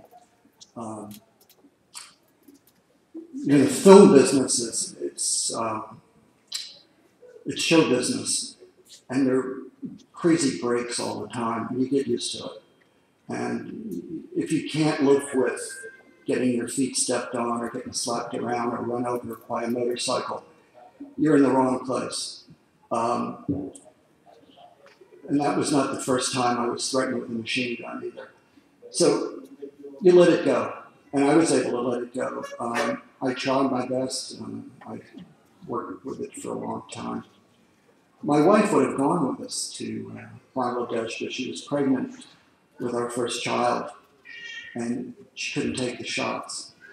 And when I got back, it was time to go back to work, and pretty soon there was another child, and you know, it all slipped into the past, and it sat in the basement, and until Tarek rescued it. I have a lot of other stuff in my basement too that nobody rescued. And I guess pretty soon I'm going to get rid of that too. I don't know if there's going to be someone as worthy as Tarek to take care of that. I can only cross my fingers. But thank you for the question. Thank you. I think, yes. Thanks to PLA for organizing this kind of things. I have a quick question to Larry. You mentioned that although your article was banned by the government, the sitting minister Tajuddin told you he liked it and he did not like to ban it. Was there any conflict in the government that time? And what did you read from his comment?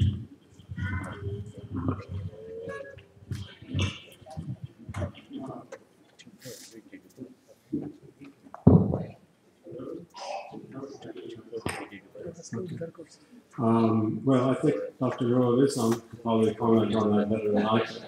And, but clearly, within, I think, a month, if I saw him in September, this very controversial issue was in August of 1974. It was a cover story of the Review, which said, "A flood of excuses." I had a picture of Rajiv on the cover. I didn't design the cover, okay?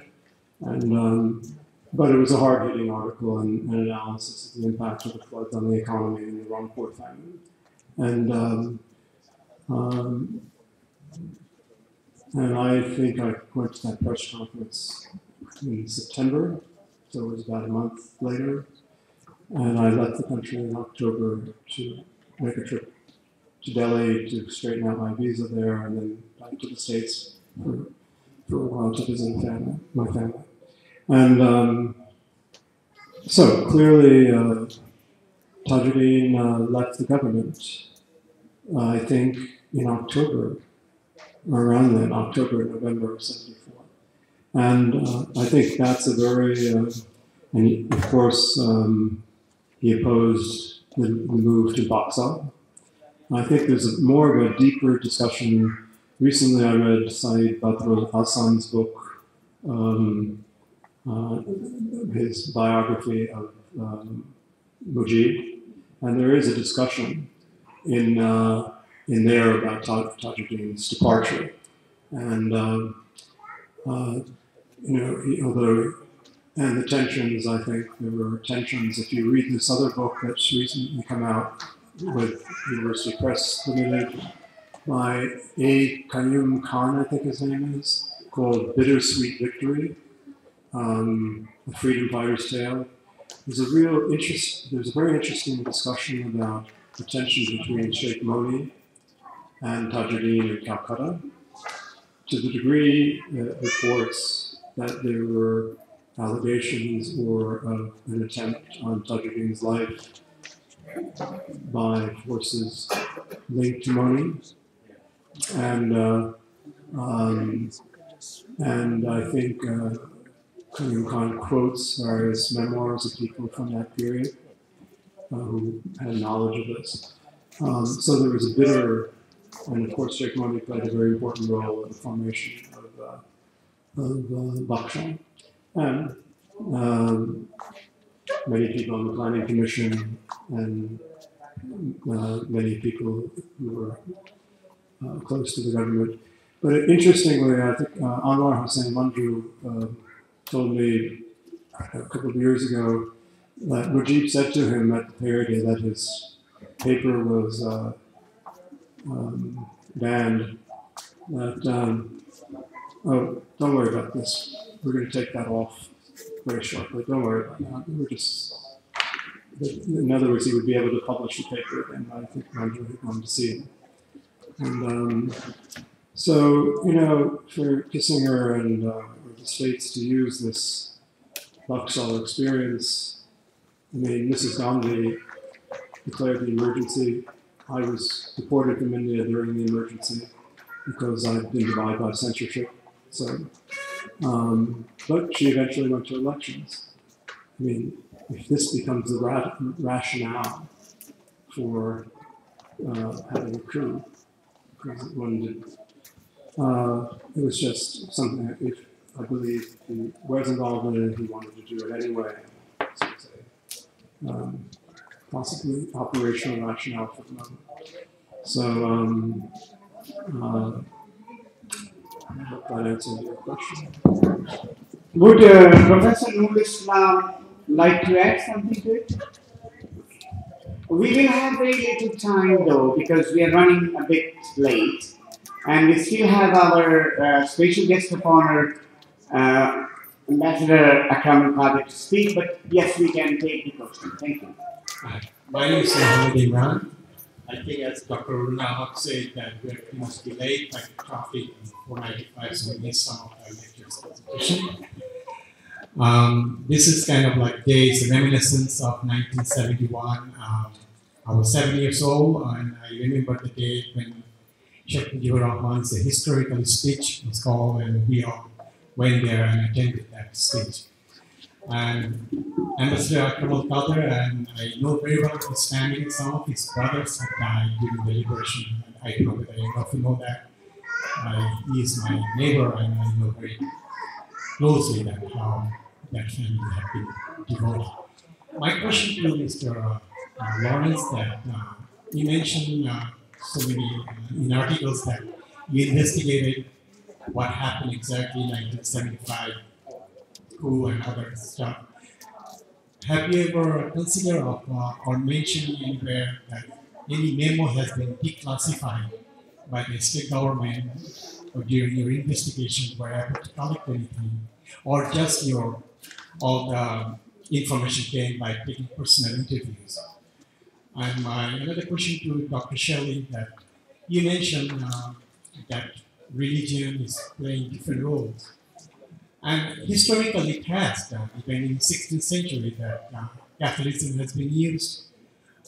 Tickets were sold to the people for heaven. So do you think that Islam has been hijacked in the last few decades, and how long do you think that's going to continue? That's all my question. Thank you. First, okay, Dr. Chad. Yes, I think that there is an attempt to hijack the religion. That's why I'm saying that if I agree that these fundamentalists are Muslims, then I also agree that Islam is an evil religion because they do nothing but evil. And after 9/11, I was telling my friends that time has come for moderates to be vocal. You see, we all know that it was dangerous for us to be vocal. In Bangladesh, you say anything sane about religion, they tell you are a kafir. And you should be killed. And the moderates are marginalized, unable to say anything, and the fundamentalists get upper. 9/11 gave us one opportunity at that time, and we perhaps missed that opportunity.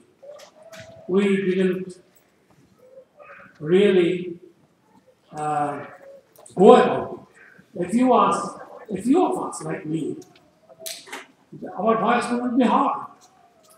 And now that moment is gone. But still, I think we can't give up. We can't stop. And as I say, fundamentalism, as we see it today, including Boko Haram, is a monster. And if we can't stop it, we are looking at destruction of the world. That's my view. Thank you. We did apply under the Freedom of Information Act for information of the documents. It's just an arduous process, and most everything we got was blacked out, and which requires appeals. We got much more interesting material on crucial linkages in the Carnegie papers, and the archive of, really the interesting archive would be the CIA archive and the Defense Intelligence Agency archive. But those are very hard to get. Thank you so much. I must thank the distinguished panelists, not only for their discussion, but answering their questions, throwing some lights on this. And now I will hand it over to our MC, Shaturupa Borua, who will now invite the ambassador. Now, I would like to request His Excellency Ambassador Mr. Akramul Qadir to share his thoughts with us. Mr. Akramul Qadir. Thank you very much for being here.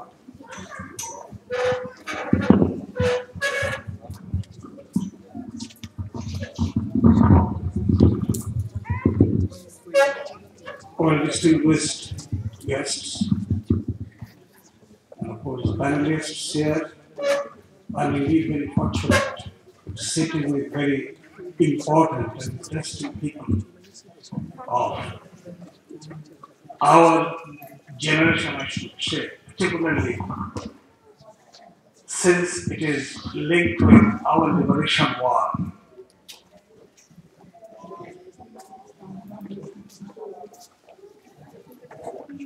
'71 to 2014. It's a long journey for Bangladesh. The history that Mr. Mitchell told us about 71, about 75, and thereafter is not only interesting, but also intriguing and fascinating.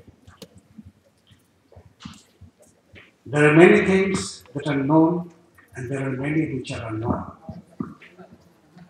We should be waiting for his book, which will possibly give us some insight about what really happened in 1975.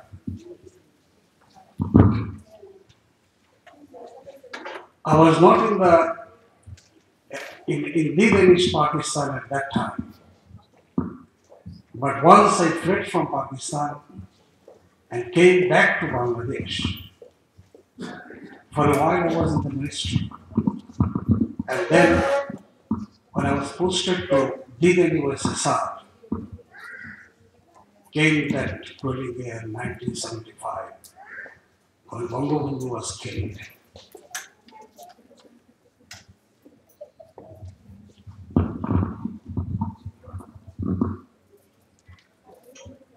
I remember that after his death, when the military government took over, Ziaur Rahman issued 2 orders. This actually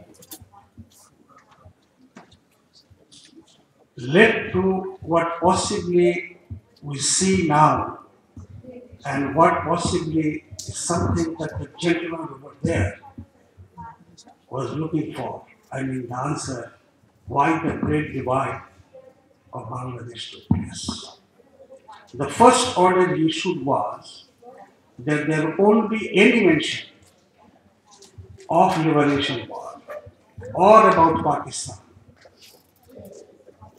in the articles that anyone writes and we include in our newspapers, particularly on certain occasions. The second order was that all movies relating to liberation war should be sent to archives. This never came out till after quite a few years. Now this was very interesting. And if you remember, subsequently what happened was that even in the textbooks of the schools, there was no mention of Pakistan. When we talked of liberation war, the students were taught that we fought against enemy. And there was no mention about against who we really fought. One day my son came from school and asked me, Papa, who is this enemy against whom we fought? I had to tell him, this is the enemy. So no wonder that we were seeing a great divide now. It had to happen. And it all started from that military role, which he has explained so lucidly. It's a sad history, no doubt. But then we must come back to the reality and we must understand why we fought the war. What were the reasons? People like Mr. Noor Islam, why they prepared the paper that wanted to give, I should say, dignity to the people of Bangladesh. The present generation, or maybe the next generation, never know, I mean the youngsters, how the Pakistanis behaved with the Bengalis of those days. And I'm sorry to say that they have not changed. The last time I went to Pakistan in 2005, I realized that Pakis are still Pakis. They haven't changed. You go to Quetta, you won't see any change. Except for certain changes in the cantonment area, the airport area, and with the new 5-star hotel Bhuj setting up. Otherwise, it's the same. Baluchis are still against the Pakistan central authorities. The same is the Pathans. When I was in Pakistan, with that time of course I went to the passport. I remember I went to Hyderabad with one of the joint secretaries of the Sindh government. While we were sitting there, and in the midst of gossips, one guy came up and asked me, Choro, yes, just leave all these things aside. Just tell me, how did you drive the Pakistan? Punjabis. So this is how they're looking at the central government of Pakistan. You can well understand what kind of situation we had to go through before 1971. This liberation war has taken so many lives, but we have forgotten, as I was saying, what is the purpose of this war? Why so many people died for the war? It's unfortunate that we have forgotten that. We should come back to our senses. After listening to Mr. Yusuf, listening to Dr. Shelley, and then the documentary that he created, Mr. Lear Levin created, but unfortunately couldn't finish and had to be finished by someone else. Now these things actually revive our spirit and memory and everything. Lear Levin has described what the cultural personalities contributed in shaping another front of war. That was necessary. And that is why the military government came down very heavily on board. No movies, because movies can really make an impact. So no more movies on liberation war. It's good that finally we have got a glimpse of some documentaries these days, one of which was actually created by Mr. Levin. I salute him, and he deserves it.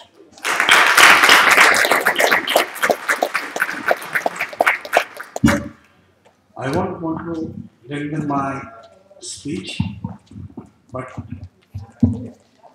I think I must say a few words about liberation war archives. Because I thought that it was necessary. We have been extending all support to the liberation war archives ever since I was approached to help them organize something here at this embassy. And I'm proud and glad that my officers and I could do something for them. I that we continue to provide all assistance to you whenever we need it. I salute all the volunteers of Bangladesh Liberation Archive for their invaluable contribution to preserving what is very close to us, the memories and dreams of the brave individuals who earned us the highest dignity of our life, freedom and liberty. They are doing a great job, and what they are doing will really keep things alive, not only for us, but for our posterity. I congratulate them for their endeavor, and I wish them all success in their future endeavors. Thank you very much.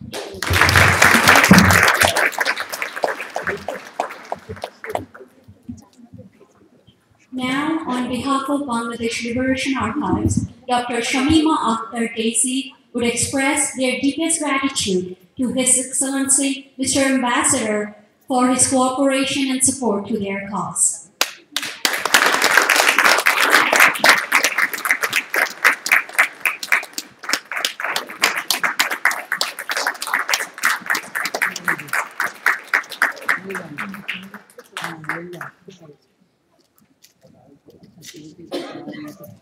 Now, I would like to request Dr. Shamima Akhtar Daisy to conclude today's program for us.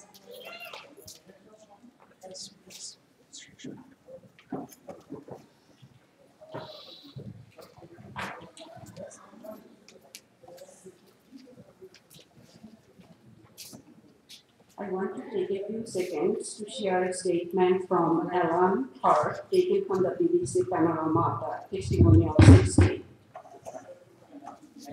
They had been hacked to death with knives and clubs, 12 bodies.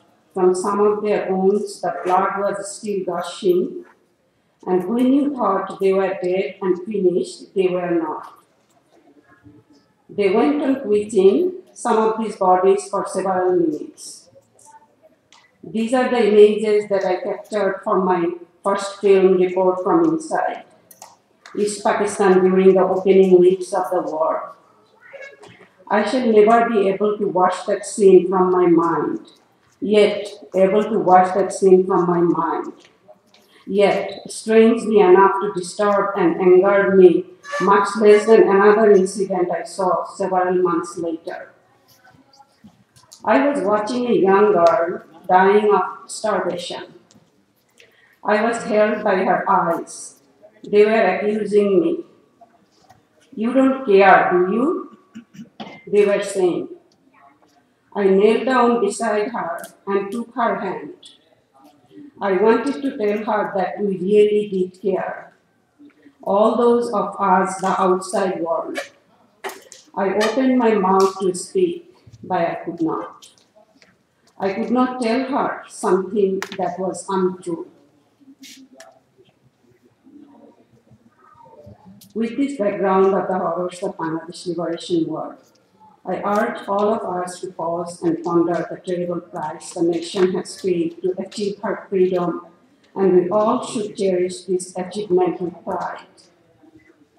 Ladies and gentlemen, on behalf of Bangladesh Liberation Archives, I thank you all for joining us today and hope that our humble report has enlightened you with our glorious Liberation War history.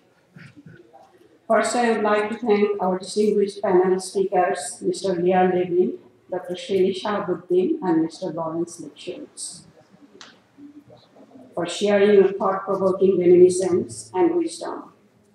Many of among us, especially the young generation, have come to know much from your thoughtful discussions. All of us deeply appreciate you taking time to join us today. With this panel discussion, we strive to fulfill one of our main objectives of enlightening our young generations about the sacrifices the nation paid for her cherished freedom. We appreciate all of our speakers for taking an interest in this cause and traveling from out of the state to join us and share your experiences. I would also like to thank Mr. Anis Ahmed for his skillful moderation. I also would like to thank Honorable Ambassador Akramul Kader for your noteworthy speech and also for graciously allowing us to use the facility and for providing with all the logistical supports for this event. I thank Mr. Nirupam Devnath, First Secretary, who worked tirelessly for the success of the program. I would like to thank Mr. Shamim Choudhury for BLA for introducing Bangladesh Liberation Archives. Special thanks to Ms. Shatarupa Burwa, who wonderfully facilitated the entire program. I would like to mention Mr. Akku Choudhury from the Liberation War Museum in Bangladesh and Mr. Oli Mohammed from Friends of Liberation War Museum, USA for their provision of the photo exhibition. Thanks to Mr. and Mrs. Anis Khan and Mr. and Mrs. Azmut Ali for their generous support for the BLA cause. Many thanks to all the volunteers who helped us from behind the scenes, and a special thanks to Mr. Arifur Rahman Shopon for technical support. I would like to thank all the members of Bangladesh Liberation Archives, Mr. Anis Ahmed, Mrs. Susnea Rajoli, Mr. Shamim Choudhury, Mrs. Rumana Shumi, Mr. Tajbir Imam Shakkar, Mrs. Nadia Afrin, and Dr. Himayatullah, who organized this event with their tireless efforts. Finally, thank you to our audience, and we know it very well that your active participation and interest in the Bangladesh Liberation War make us work hard to present a program like this. We hope to see your active participation in our future programs as well. Thank you again, everyone.